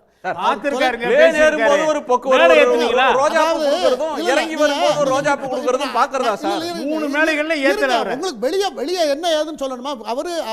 அவருடைய நம்பிக்கைக்கு பாத்திரமான ஆளா அவர் இருக்காரு. நம்பிக்கைக்கு பல்லடம் கூட்டம் இருந்துச்சு, திருநெல்வேலி கூட்டம் இருந்தது, ஜான் பாண்டியனை ஏத்துறீங்க, ஏசி சண்முகத்தை ஏத்துறீங்க, பன்னீர்செல்வத்தை பார்க்கவே இல்லையா சார்? கூப்பிடவே இல்லையா? அது காரணம் இல்ல. அதுக்கு காரணம் அதாவது என்ன விஷயம்னு நான் சொல்லிடுறேன், தெளிவா சொல்லிடுறேன். எனக்கு தெரிஞ்சதை நான் சொல்லிடுறேன். அதாவது 2017 ஜெயலலிதா அவர்கள் இறந்ததுக்கு பிறகு அந்த கூட்டணியை அந்த அந்த அந்த அந்த செட்பேக்கை ஃபுல்ஃபில் பண்ணது பாஜக. வெங்கையா நாயுடு எல்லாரும் சேர்ந்து பண்ணாங்க. அந்த சமயத்துல நீங்க செட்பேக் வந்து ஹெல்ப் பண்ணல, அதுல ஏதாவது சூழ்ச்சி பண்ணி அது ஒரு ஆதாயம் உடைச்சிருக்கலாமே சார். அப்படின்னா உடைச்சிருக்கலாமே. கட்சி அன்னைக்கு வேற மாதிரி சசிகலா காப்பாத்துறாங்க, பண்ணிருக்கலாமே சார். அன்னைக்கு எல்லாரையும் கூட்டு போனதுனால சசிகலா அந்த கட்சியை காப்பாத்துனாங்க, ஆட்சியை காப்பாத்துனாங்க. அன்னைக்கு அவங்களால அந்த எம்எல்ஏக்களை ஒன்று திரட்ட முடியாம போயிருந்தா, அதுக்கு முன்னாடியே இவங்க சூழ்ச்சி பண்ணி வேற யாராவது சௌத்தாலாவை அங்க உருவாக்குனது மாதிரி நீங்க அஜித் பவாரை தயார் பண்ணது மாதிரி ஷிண்டேவை தயார் பண்ணது மாதிரி பண்ணியிருந்தா அப்பவே காலி பண்ணிருப்பாங்க. அதற்கு இடம் தராம அன்னைக்கு போனது சசிகலா. அநியாயமா பாஜக மேல பழி சுமத்தாதீங்க. பாஜக அந்த வேலையெல்லாம் செய்யல. நீங்க தான் சொன்னீங்க நாங்க நினைச்சா உடைச்சிருப்போம். நீங்க தான் சொன்னீங்க நாங்க நினைச்சா அப்படியே உடைச்சிருப்போம். நாங்க என்ன சொல்லல சார். பாஜக நினைச்சா உடைச்சிருந்தீங்களே எங்க ரகு. அதாவது ஜெயலலிதா மறைவுக்கு அப்புறம் பிஜேபி தமிழ்நாட்டில் செஞ்ச இன்டர்வென்ஷனால ஒரு ஏடிஎம்கே கட்சியோட தலையெழுத்தே மாறி இருக்குங்க. நீங்க சசிகலாவை சட்டப்பேரவை அவங்க கட்சி தலைவராக தேர்ந்தெடுத்ததுக்கு அப்புறம் அவங்க உடனே ஸ்வேரிங் பண்ணிருக்கணும் அவங்கள. அதுதான ரூல். இப்போ அப்புறம் கோர்ட் தீர்ப்பு இல்ல சார், ஜெயலலிதா மேல கேஸ் பெண்டிங் இருக்கும்போது அது பிரச்சனை ஆக முடியுது இல்ல. சசிகலா மேல ஒரு கேஸ் இருக்கு அப்படின்னு உடனே சொல்றாங்க. இந்திய வரலாறுலேயே ஒரு சீஃப் மினிஸ்டர் எலெக்ட் சட்டமன்ற கட்சி தலைவராக ஒருத்தர் தேர்ந்தெடுக்கப்பட்ட பிறகு அவரை பதவியேற்புக்கு கூப்பிடல, பதவியேற்க ஒரு கவர்னர் அழைக்காம போனதும் கவர்னர் ஊரை விட்டு போனதுமே சசிகலாவுக்கு நேர்ந்த அநீதி. நீங்க என்ன மாரல் ஹை கிரவுண்ட் எடுக்கிறதுன்னு கேக்குறேன். பிஜேபி மாரல் ஹை கிரவுண்ட் மக்கள் மத்தியில இருந்த வெறுப்புணர்வு அப்படின்ற ஒண்ணு அதை ஒரு அரசியல் பிரச்சனையா ஆக்காம போயிடுச்சு. அதுக்கு முன்னாடி யாருமே ஒரு சீஃப் மினிஸ்டர் எலெக்ட வந்து ஸ்வேரிங் கூப்பிடாம போன வரலாறே கிடையாது. ஆனா ஒண்ணு கவனிங்க, இன்னைக்கு அந்த சசிகலா ராஜ்பவன்ல பண்ணதில்ல. ஒரே நிமிடம் சசிகலாவுடைய டிடி தினகரன் இன்னைக்கு பாஜக இருக்காரு. கூட்டணிக்கு வந்துருவோம் சார். இன்னைக்கு கூட்டணி சார் சிம்பிளா சொல்றேன் சார். எம்ஜிஆர் ஜெயலலிதா அவங்களால தான் இந்த சின்னத்துக்கு மரியாதை. எம்ஜிஆராலையும் ஜெயலலிதாவாலையும் இரட்டை இலை சின்னத்துக்கு மரியாதை. எடப்பாடி பழனிசாமிக்கு ஒரு பெரிய பாப்புலாரிட்டி. அவர் முதலமைச்சர் ஆகிற வரைக்கும் கூட தமிழ்நாட்டு மக்களுக்கு எடப்பாடி பழனிசாமி நிறைய பேருக்கு தெரியாது. 50-60% மக்களுக்கு அவர் பெயர் கூட கேள்விப்பட்டிருக்க மாட்டாங்க. வரல இல்லை, நான் தெரியுமா, நானும் தெரியும்னு சொல்லலை, அதனால விட்டுருங்க. ஆகையினால நான் என்ன சொல்ல வரேன்னா, இவர் வந்து தன்னுடைய இண்டிவிஜுவாலிட்டியை ப்ரூவ் பண்ணுறதுக்கு இப்போ நடக்கிற தேர்தல் ஒரு காரணமாக இருக்கிறது. இந்த தேர்தலில் தான் அவருக்கு இருக்கிற செல்வாக்கு என்னென்னு நிரூபணமாகும். ஆனால் அதே சமயத்தில் அவர்கிட்ட அவர் பல விஷயங்களை தினகரன்லேருந்து நீங்கள் சசிகலா மேட்டிலேருந்து ஓபிஎஸ்லேருந்து எல்லாத்துட்டையும் அவர் நடந்துக்கிட்ட முறையை யாருமே நாணயஸ்தானம் ஏற்றுக்கல. அதனால தான் பயப்படுறாங்க. உங்களுக்கு அதில் அக்ரிவிடா இருக்கலாம் சார். அந்த கட்சியில் ஜெயலலிதா வந்து நாவலரையே நீக்கியிருக்காங்க. ஜெயலலிதா வந்து எஸ்டிஎஸ், அவர் வந்து எம்ஜிஆர் வந்து எஸ்டிஎஸ் நீக்கி இருக்கிறாரு. எம்ஜிஆர் நீக்கிட்டு சேர்த்தார்ல, அமைச்சரவையில் இருந்த பாதி பேரை ஜெயலலிதா நீக்கி சேர்த்தாங்கல்ல. ஆமா, அவரை பொதுச் செயலாளர் ஏத்துக்கிட்டனால சேர்த்தாரு. முத்துசாமி மாதிரி சீனியர் மோஸ்ட் லீடர், ஒரு டீசன்ட் பாலிட்டிஷியன், அவரை ஜெயலலிதா நீக்கி இருக்காங்க. அந்த கேபினெட்ல ஃபர்ஸ்ட் கேபினெட்ல இருந்த யாருமே ரெண்டாவது கேபினெட்ல இல்ல சார். பாதி பேர். ஒரு சம்பவம் சொல்றேன் சார். சார், ஒரு பார்ட்டில ஒரு லீடர்ஷிப்னு வந்துட்டா அந்த லீடர்ஷிப்பை ஏற்றுக்கொண்டவங்க தான் இருக்க முடியும். டாக்டர் ஹெச்வி கண்டே எம்ஜிஆர் கையில் பச்சை குத்தணும்னு சொல்லிட்டார். பச்சை குத்தணும், எல்லா தொண்டர்கள் எல்லாம் பச்சை குத்தணும்னு சொன்னார். அப்போது ஹண்டே வந்து என்ன பண்ணிட்டார், அவருக்கு அது பிடிக்கல, ஒரு லெட்டர் கொடுத்துட்டார். லெட்டர் தலைமை கழகத்தில் கொடுத்துட்டு நான் விளையிடுறேன், நான் இதில் கிடையாதுன்னு போயிட்டார். ஒரு ஆண்டு கழித்து மதுரையில் ஒரு மீட்டிங்கில் 2 பேருமே சந்திக்கிற ஒரு சூழ்நிலை. அந்த சந்தித்த உடனே பத்திரிகையாளர்கள் இப்படியெல்லாம் ஹண்டே உங்கள் கட்சியிலேருந்து விலகிட்டாரு, நீங்கள் என்ன சொல்கிறீங்கன்னு எம்ஜிஆர்ட்ட கேட்கும்போது அவர் சொன்னார், அவரும் அண்ணாவை விரும்புகிறாரு, நானும் அண்ணா விரும்புகிறேன், அவரும் பெரியாரை விரும்புகிறார், நானும் பெரியாரை விரும்புகிறேன், நான் அண்ணா திராவிட முன்னேற்ற கழகம் கட்சியை வச்சிருக்கேன், அவர் வேஷ்டி கட்டியிருக்காரு, போட்டிருக்காரு, நான் எப்படி அவரை எப்படி நீங்க எப்படி சொல்ல முடியும், அது அவருடைய இஷ்டம் அப்படின்னு சொன்னார் எம்ஜிஆர். அந்த பெருந்தன்மை இவருக்கு வரலையே எடப்பாடி பழனிசாமி. அண்டே பெரியாரை ராஜாஜி ஏத்துக்கிட்டவர் சொல்லல, அண்டே ராஜாஜி ஏத்துக்கிட்டவர் இல்ல, அண்டே ராஜாஜி ஏத்துக்கிட்டவர், பெரியாரை ஏத்துக்கிட்டவர் இல்ல. இன்னைக்கு கூட பேசுறாரு. நான் அவரோட தொடர்பு இருக்க, அவர் எப்போதுமே பெரியார் அம்பேத்கர் ஆதரிச்சு பேசக்கூடிய ஒரு நொடி சார், இல்ல ஒரு நொடி ரகு ஏதோ குறுக்குறாரு. வந்து இவ்வளோ மோசமான நடவடிக்கையில் ஈடுபட்ட திரு எடப்பாடி பழனிசாமியோட கட்சியோட ஏன் வந்து அமித்ஷா நாங்க கூட்டணிக்கு தயார்னு சொல்லணும் டில் வெரி ரீசென்ட்லி? என்ன காரணம்? இவ்வளவு மோசமான நடவடிக்கை வச்சிருக்காரு, அது உங்களுக்கு தெரியும், அது பிஜேபிக்கு தெரியும். அப்படிப்பட்ட கட்சியோட எதுக்குங்க வேணாம் வேணான்றாங்க? நீங்க வெரைட்டி நீங்க வேணும் வேணும்ன்றீங்களே, ஏன்னு கேட்குறோம். இன்னி வரைக்கும் நேத்தி வரைக்கும் சான்ஸ் இருக்கு, உங்களுக்கு இன்னொரு வாய்ப்பு அப்படின்லாம் ஏன் சொல்றீங்க? வேணாம் இல்ல, அவர் அவ்வளவு மோசமான அதிமுக பெயரை பயன்படுத்தி சொல்லலையே. எல்லாருக்கும், அதாவது மற்ற கட்சிகளும் இருக்கிற தமிழ்நாட்டில் எத்தனையோ கட்சிகள் இருக்கிறது, பொதுவான கருத்தா தான் அவங்க சொல்லியிருந்தாங்க. இல்ல ஏடிஎம்கே வேணான்ட்டாங்கல்ல, அப்புறம் பிஜேபி வெரைட்டி நீங்க வேணும் காங்கிரஸ் எந்த கட்சியா நீங்க போயிருக்கீங்களா பின்னாடி? இந்தியால எந்த கட்சி பின்னாடி போயிருக்கீங்க? காங்கிரஸ் கூட்டணி வைக்கலையா? பிஎம்கேவால பிஜேபிக்கு பெனிஃபிஷியலா, பிஜேபியால பிஎம்கேக்கு பெனிஃபிஷியலா?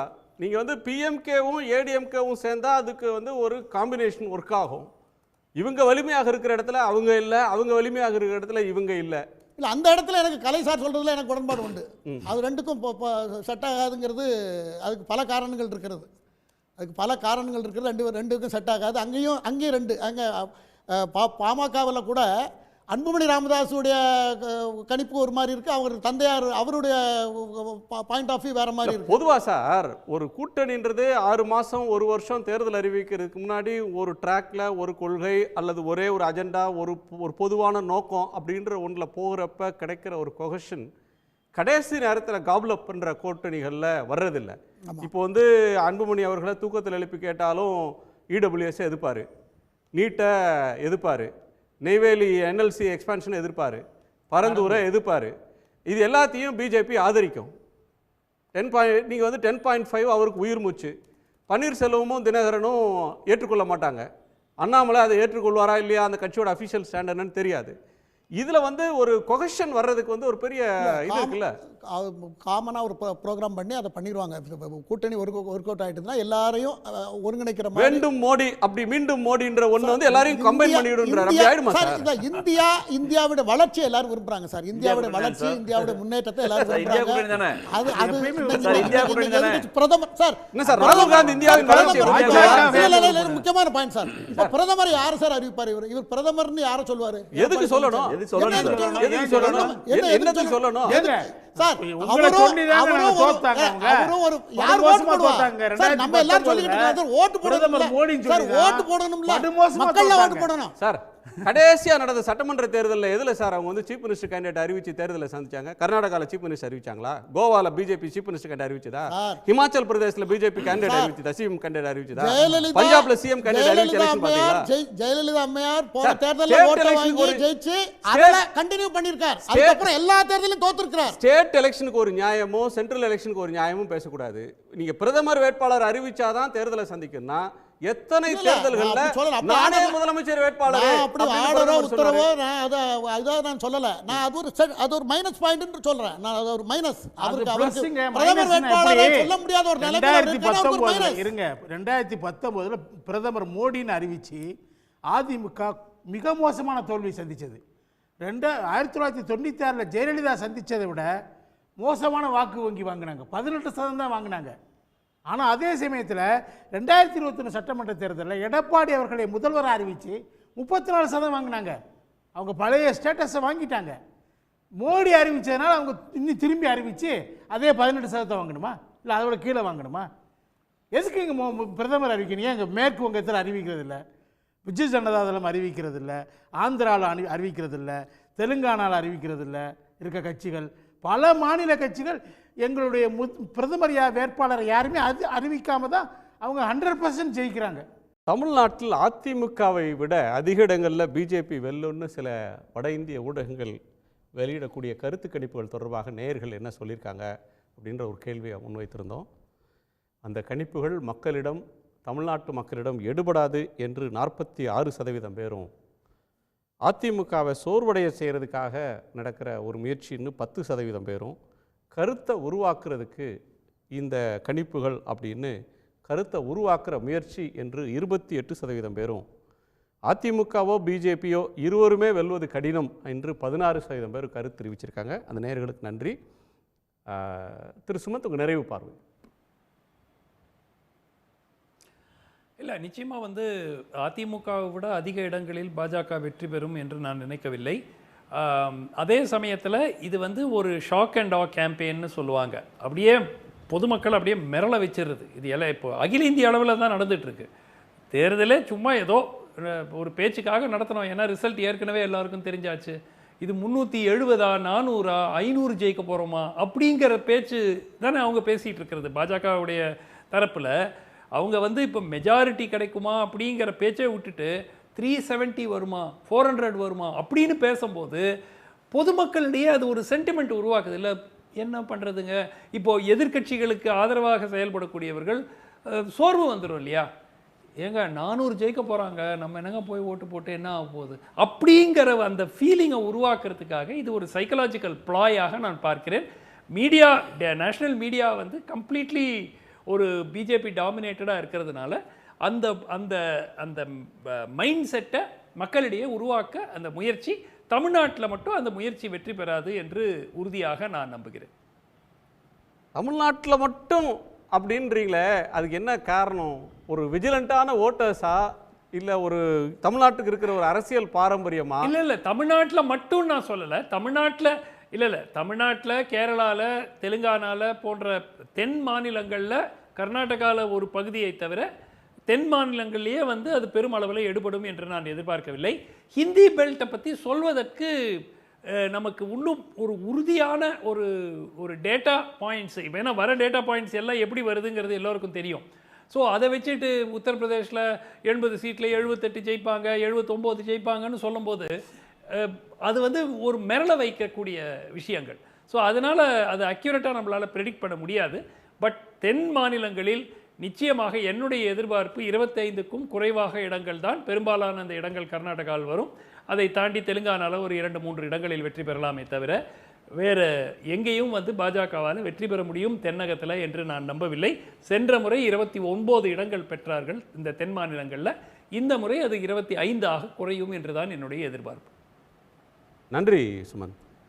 இருக்குமா சார்? அதாவது இப்போ சுமந்த் சி ராமன் சார் சொல்கிறதுலேருந்து எனக்கு கொஞ்சம் முரண்பாடு உண்டு. 2014 அதிமுக 40 இடத்துலையும் ஜெயிச்சிருந்தது. 2019 அப்போ டிஎம்கே 40லையும் தோற்றுருந்தது. இப்போது 38 + 2ன்னு நினைக்கிறேன். இந்த தடவை எல்லா இடத்துலையும் ஒன்றை தவிர, ரவீந்திரநாத்தை தவிர பாக்கியெல்லாம் டிஎம்கே ஜெயிச்சது. இது எதன் அடிப்படையில் வருதுனாக்கா, மக்களுடைய முடிவுகளை பொறுத்து தான், மக்கள் வாக்களிக்கிறத பொறுத்து தான் இது நடைபெறுகிறது.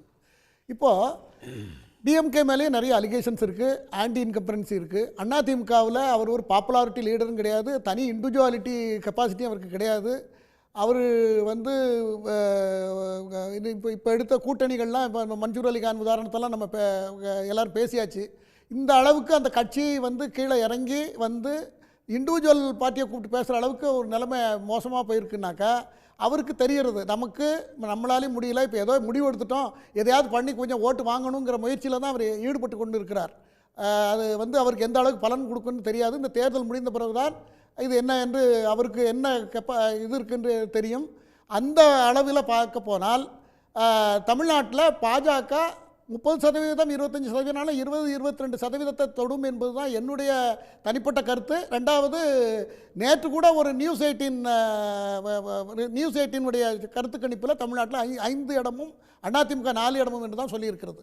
திமுக வேடிக்கை வந்து சவுத்தில் ஏடிஎம்கே ஜெயிக்கணும், டெல்டாலையும் சென்னையிலையும் பிஜேபி ஜெயிக்கணும். 15 வருஷத்துக்கு முன்னே பாஜக ஜெயிச்சிருக்கு சார். இல்லை அதுதான் கேட்குறேன். சவுத்தில் ஏடிஎம்கே ஜெயிக்கும்னு சொல்கிறாங்க, நார்த்லையும் டெல்டாலையும் பிஜேபி ஜெயிக்குன்றாங்க. ஆமாம், அதில் கொஞ்சம் எனக்கும் நீங்கள் சொல்கிறது ரொம்ப, நான் இப்போ உண்மையிலே நீங்கள் சொல்கிற மாதிரி நானும் யோசித்தேன். அது மறந்துட்டியே அப்படின்றது 13% அதில் 5 சீட்டு அப்படிங்கிறதுலையும் ஒரு நீங்களே அதை மறுக்கிறீங்க. அதுக்கு பிறகு நான் ஏன் கருத்துன்னு சொல்லியிருக்கேன். என் கருத்து 22%, 5 சீட்டுங்கிறது என் கருத்து. நான் நிறைய டிவிலே சொல்லியிருக்கிறேன். சரி சார், அதனால நீங்க அதை கூட சொல்லலாம். எப்படி திருக்கலை? இல்லை, இந்த கருத்து கணிப்புகளை முன்னுக்கு பின் முரணாக இருக்குது, அது வேறு விஷயம். பாஜக நம்பலை, வேறு யார் நம்புகிறாங்களோ இல்லையோ, பாஜக நம்பலை. இந்தியா பூரா அவங்க என்ன பண்ணுறாங்க, பழைய என்டிஏ கூட்டாளிகளை தேடி கண்டுபிடிச்சி போய் ஆந்திராவில் ஒரு கூட்டணியை திடீர்னு உருவாக்குறாங்க. இவங்களை சண்டை போட்டுட்டு போன 2018 போன அந்த சந்திரபாபு நாயுடு போய்ட்டு கூப்பிட்டு அவங்க பவன் கல்யாணம் வச்சு ஒரு கூட்டணி உருவாக்குறாங்க. ஒடிசாவில் அங்கே பிஜு ஜனதா தளத்தில் ஒரு கூட்டணி உருவாக்குறாங்க. தமிழ்நாட்டில் கடைசி வரைக்கும், நேற்று வரைக்கும் அதிமுக வராதான்னு கதவை திறந்து வச்சுருந்தாங்க. எல்லா இடத்துலையும் நீங்கள் பார்த்தீங்கன்னா அவங்களுக்கு இதில் நம்பிக்கை இல்லை. சிஏஏ ஏன் இப்போ கொண்டு வந்தாங்க? நம்பிக்கையின்மை தான். ஒரு போலரைசேஷனுக்கு ட்ரை பண்ணுறாங்க. கடைசியாக இந்து முஸ்லீம் டிவைடை கொண்டு வர்றாங்க. மூல வழக்கு இன்னும் உச்சநீதிமன்றத்தில் நிலுவையில் இருக்கும்போது 4 வருஷமாக தூங்கிட்டு இருந்துட்டு இப்போ தேர்தல் நேரத்தில் சிஏஏ அமுல்படுத்துவோம்னு சொல்கிறது காரணம் ஒரே விஷயந்தான்.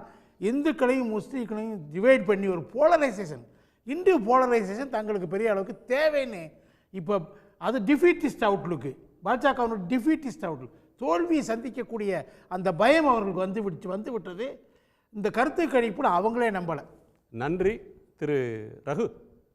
குணா வந்து தமிழகத்துக்குன்னு ஒரு குணம் இருக்குது, அதுதான் ஓகே. தமிழ்நாட்டுக்குன்னு ஒரு குணம் இருக்குது. இந்த ரவினால பாருங்கள், தமிழகன்னு கூட சொல்ல முடியல.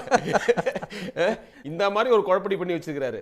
அவரை பத்தி தான் சொல்லணும். ஜியு போப்பை பத்தி இன்னும் மத மாற்றம் செய்யறது மட்டும் தான் அவர் வேலைங்கிற மாதிரி திருவாசகத்தை அவர் வந்து மொழிபெயர்த்தவர். அவர் ஜியு போப் வந்து அதாவது மத குருக்களா வந்தவங்க தமிழுக்கு செஞ்ச தொண்டு வந்து இவங்க வேற யாரையுமே காமிக்க முடியாது, அந்த அளவுக்கு செஞ்சவங்க. அதாவது பிஜேபி திமுக எதுக்கிறதுக்கும் அதிமுக திமுக எதுக்கிறதுக்கும் ஒரு வித்தியாசம் இருக்குது. பிஜேபி வந்து இந்த திருக்காட்டுப்பள்ளி இஷ்யூவை பெருசாக்குனாங்க, அதை பற்றி ஏடிஎம்கே பேசவே இல்லை. எம்ஜிஆரே பொருளாதார அடிப்படையில் இடஒதுக்கீடு 80களில் சொன்னார், திருப்பி பேக் ட்ராக் பண்ணார். ஜெயலலிதா வந்து 2001-6 வந்து இந்த உயிர் பலியை தடை பண்ணல. சொன்ன பொருளாதார ஒதுக்கீடும் மோடி சொல்ற பொருளாதார ஒதுக்கீடும் ஒண்ணு இல்ல. 69% அப்படியே இருக்கும். அது 48 அப்ப இருந்தது. கிரீமி லேயர் சொன்னார். Within the BC within the SC creamy layer மட்டும் பெனிஃபிட் ஆவாங்கன்றது அதே வெறும் எகனாமிக் கிரைட்டீரியா மட்டும் இல்ல. ஆமா, அது பேக் ட்ராக். இது வந்து அப்படி இல்ல. கரெக்ட். உயர் ஜாதி ஏழைகளுக்கு மட்டும் இது. நீங்க வந்து எந்த கோட்டாக்கும் வந்து எக்கனாமிக் பேசிஸ்ல கொடுக்க கூடாது அப்படிங்கிறதுக்காக தான் திரும்பவும் போக வேண்டியிருந்தது. அதையும் எதிர்த்ததுனால தான் போனாரு. உயிர் பலி மதமாற்ற தடை சட்டத்தை ஜெயலலிதா மாதிரி ஒரு ஹெட் ஸ்ட்ராங் அட்மினிஸ்ட்ரேட்டரே had to go back on it இல்லையா? அவங்க யூஸ்வலாக ஈகோனால இல்லை அதை நான் வந்து அமல்படுத்துவேன்னு சொல்லுவாங்க, ஆனால் பண்ண முடியல. அது தமிழ்நாடு. நீங்கள் வந்து இங்கே தமிழ்நாட்டில் பிஜேபி செய்ய நினைக்கிற அரசியல் வந்து பிளவுபடுத்தி கட்சியை, சமுதாயத்தை பிளவுபடுத்தி கட்சியை வளர்க்குற ஒரு அரசியல். இப்போ நீங்கள் குஷ்பு சொல்லியிருந்தாங்க இல்லையா, இந்த மகளிர் உரிமை திட்டத்தை பிச்சைன்னு, அதை கேபி முனுசாமி எதுக்குறாரு. அடிமட்டத்தில் இருக்கிற அது வந்து திமுகவோட திட்டம்னு பார்க்காம, ஏன்னா இந்த வெல்ஃபேர் விஷயங்கிறத பொறுத்த வரைக்கும் ஏடிஎம்கே டிஎம்கே ரெண்டு பேருமே ஹேவ் கான்ட்ரிபியூட்டட். சத்துணவு திட்டம் இன்னைக்கு காலையிலே உணவுங்கும் போது சத்துணவு கொண்டு வந்து எம்ஜிஆர். ஸோ அப்படி இருக்கிற 1000 ரூபாய் கொடுத்ததை வந்து ஏடிஎம்கே எதிர்த்ததே இல்லை. சத்துணவுக்கு முட்டையை தான் திமுக போட்டிருக்காங்க. ஒரு நாள் முட்டை, அப்புறம் வாரத்தில் ஒரு நாள் முட்டை, தின முட்டையாச்சு. இவங்களுடைய வெல்ஃபேர் காம்படிஷனால மக்களுக்கு நன்மை விளைஞ்சிருக்கு. ஸ்பெசிஃபிக்காக சொல்லி திட்டுறாரு, கண்டிக்கிறாரு கேபி முனுசாமி குஷ்பு அவர்களை. ஸோ இவங்க நினைச்சிட்டு இருக்காங்க இவங்க தான் வந்து கண்மூடித்தனமாக திமுக எதிர்க்கிறாங்களே, நம்மளோட ஏன் வரமாட்டேங்கிறாங்க. அவங்க எதிர்க்கிறது வேற, அவங்க ஆட்சியை பிடிக்கணும், மாறி மாறி வரணுங்கிறது தான் அவங்களோட தவிர பெரிய ஐடியாலஜிக்கல் டிஃபரன்சஸ் கிடையாது. எம்ஜிஆர் என்ன திமுக கொள்கையை பிடிக்காம வெளில வந்தார், அது ஒரு ஈகோ கிளாஸ்னால வெளில வந்தார். அதனால இந்த பிளவுபடுத்தும் பிஜேபியோட திட்டம் நிறைவேறக்கூடாதுன்னு நிறைய நியூட்ரல் மக்கள் நினைக்கிறாங்க. அது வந்து ஆனால் அது ஏடிஎம்கே கையில் தான் இருக்குது. ஏன்னா அவங்க விழிச்சுக்கணும், வெஸ்ட் பெங்காலில் 25 வருஷம் ஆட்சியில் இருந்த கம்யூனிஸ்ட் கட்சிக்கு போன எலெக்ஷனில் 2021 ஒரு இடம் கூட கிடையாது. அதனால இந்தியன் எலக்ட்ரல் சிஸ்டத்தில் என்ன வேணா நடக்கலாம். அதுவும் பிஜேபி வந்து ஒரு ரூத்லெஸ் ஜகர்நாட் மாதிரி ஆயிட்டாங்க எலெக்ஷனை பொறுத்த வரைக்கும். எஸ்பெஷலி அவங்களோட hatred for regional parties, powerful parties வந்து உலகத்துக்கே தெரியும். அவங்க ரீஜனல் பார்ட்டிஸே இருக்கக்கூடாது, இருந்தா பிஜேபி காங்கிரஸ் 2 நேஷனல் பார்ட்டி இருக்கணுங்கிறத ஒரு நினைப்புல தான் இந்த ஒன் நேஷன் ஒன் போலையும் கொண்டு வராங்க. விழிப்பா இருக்க வேண்டிய நேரம். அதுக்கப்புறம் தலைக்கு மேலே வெள்ளம் போயிடுச்சுன்னா யாராலுமே காப்பாற்ற முடியாது. இந்த 2024 election is critical for ADMK to establish itself as the primary opposition for DMK. அந்த ஸ்பேஸை எடுக்க தான் பிஜேபி சாமபேத தான தண்டனா பண்ணிக்கிட்டு இருக்காங்க, ஒரு இமேஜை கிரியேட் பண்ணிக்கிட்டு இருக்காங்க. டெஃபினட்டாக ஒரு நேரேட்டிவை செட் பண்ணுறதுக்கு முயற்சி பண்ணுறாங்க. இப்போ நீங்கள் தமிழ்நாட்டில் எலெக்ஷன் சம்பந்தமாக ரொம்ப எந்தூசியாஸ்டிக்காக இருக்கிற கட்சி எது? பிஜேபி தான். ஜெயிக்க போகிறது அதிகம் இல்லைன்னா கூட தினைக்கும் ஒரு நியூஸு மாலையும் சால்வியுமா சுற்றிக்கிட்டு இருக்காங்க. யார் வருவாங்க, யாருக்கு போடலாம், உள்ளே போகலாம். எனக்கு அந்த மாதிரி ஒரு பஸ்ஸை கிரியேட் பண்ணிக்கிட்டு இருக்காங்க. அது மக்கள் மனசில் வந்து இப்போ மோடி திரும்பி வரப்போறாருங்கிற ஒரு பர்செப்ஷனும் இருக்குது. தமிழ்நாட்டிலும் ஏதோ ஒரு ப்ராக்ரஸ் வந்துருச்சு போல இருக்குது அப்படிங்கிற ஒரு மாய பிம்பத்தை ஏற்படுத்திட்டு இருக்காங்க. So it is time for ADMK to wake up. நன்றி. ராஜீவ். இல்லை, இந்த கருத்து கணிப்புகளை வந்து நம்ம தொடர்ந்து பார்க்குறோம். அது வட இந்திய ஊடகங்கள் வந்து ஒரு மாதமாகவே வட இந்தியாவில் பாஜக வரும் பேசுது. இன்றைக்கி அந்த வட இந்திய ஊடகங்கள் தமிழ்நாட்டில் வந்து 20 வருஷத்தில் பிஜேபி வாங்கிடும், 5 சீட்டு வாங்கிடும், அதிமுக முந்தியும் பார்க்கும்போது இப்போ தான் நம்மளுக்கு உண்மை புரியுது. இங்கே கருத்து கணிப்புங்கிற ஒரு பொய்யான தகவலை வைத்து ஒரு கருத்து திணிப்பை மக்களிடம் வந்து யதார்த்தத்துக்கு உதவாத வேலையை ஊடகங்களை வைத்து பாஜக பின்பற்றி கட்டுகிறது. மோடிக்கு எப்படி இவர் வந்தால் ஊழலை ஒழித்து விடுவார், இவர் தேசபக்திக்காரர், ரொம்ப ஒழுக்கமானவர், நேர்மையானவங்க பின்பத்தை கட்டினாங்களோ அதே ஒரு பின்பத்தை வாக்களிக்க போகிற மக்களிடம் உறுதியாக பாஜக தான் வெல்ல போகுது, இங்கே வந்து தமிழ்நாட்டை பாஜக 2வது இடம் வரப்போகுதுங்கிற பின்பத்தை கட்டி ஓட்டை அறுவடை செய்யலாம் பார்க்குறாங்க. ஆனால் இது இங்கே எல்லாமே சொன்ன மாதிரி தமிழ்நாடுங்கிறது என்பது ஒரு ஐடியாலஜிக்கல் ஸ்டேட். தந்தை பெரியாருடைய கருத்துக்களை உள்வாங்கி தமிழ்நாடு தமிழருங்கிற அந்த ஒரு அறம் சார்ந்து இருக்கிற இந்த ஊரில் பிரிவினையே பார்க்குற ஊர் இல்லை. அதனால தான் எல்லா ஸ்டேட்டோடையும் என்ன சொல்லப்போனால் எங்களுக்கு கூட்டணி கட்சிகள் பல ஸ்டேட்டில் சில மாறுபாடு கொண்டாலும் பல விஷயங்களில் இங்கே தமிழ்நாடு எல்லா ஸ்டேட்டுக்கும் முன்னுதாரணமாக வந்திருக்கு. இந்த தமிழ்நாட்டை பொறுத்தவரை 40க்கு 40 உறுதியாக வந்துடுவோம். இது வட இந்தியாக்களுக்கு தமிழ்நாட்டில் இருக்கக்கூடிய சமூக நீதி கோட்பாடு இதெல்லாம் இப்போ பரவ ஆரம்பித்திருக்கிறது. இந்த அடிப்படையில் தமிழ்நாடை எப்படியாவது நிலைகுலைய வச்சிடலாம், தமிழ்நாட்டில் கொஞ்சமாவது அதாவது ஓட்டை போட்டுடலாம், இது ஒன்றும் இல்லைங்கிற ஒரு நினப்பில் மக்கள் மன்றத்தில் போகாமல் ஊடகங்கள் மூலியமாக வர பார்க்குது பாஜக. தமிழ்நாட்டை எடுபடாது. மிக்க நன்றி. ஏராளமான பார்வைகளை பகிர்ந்து கொண்ட உங்கள் அனைவருக்கும் நன்றி. மீண்டும் சந்திப்போம். இது கேள்விக்களம், மக்களின் மேடை. உடனுக்குடன் செய்திகளை தெரிந்து கொள்ள சன் நியூஸ் பெல் ஐகானை கிளிக் பண்ணுங்க.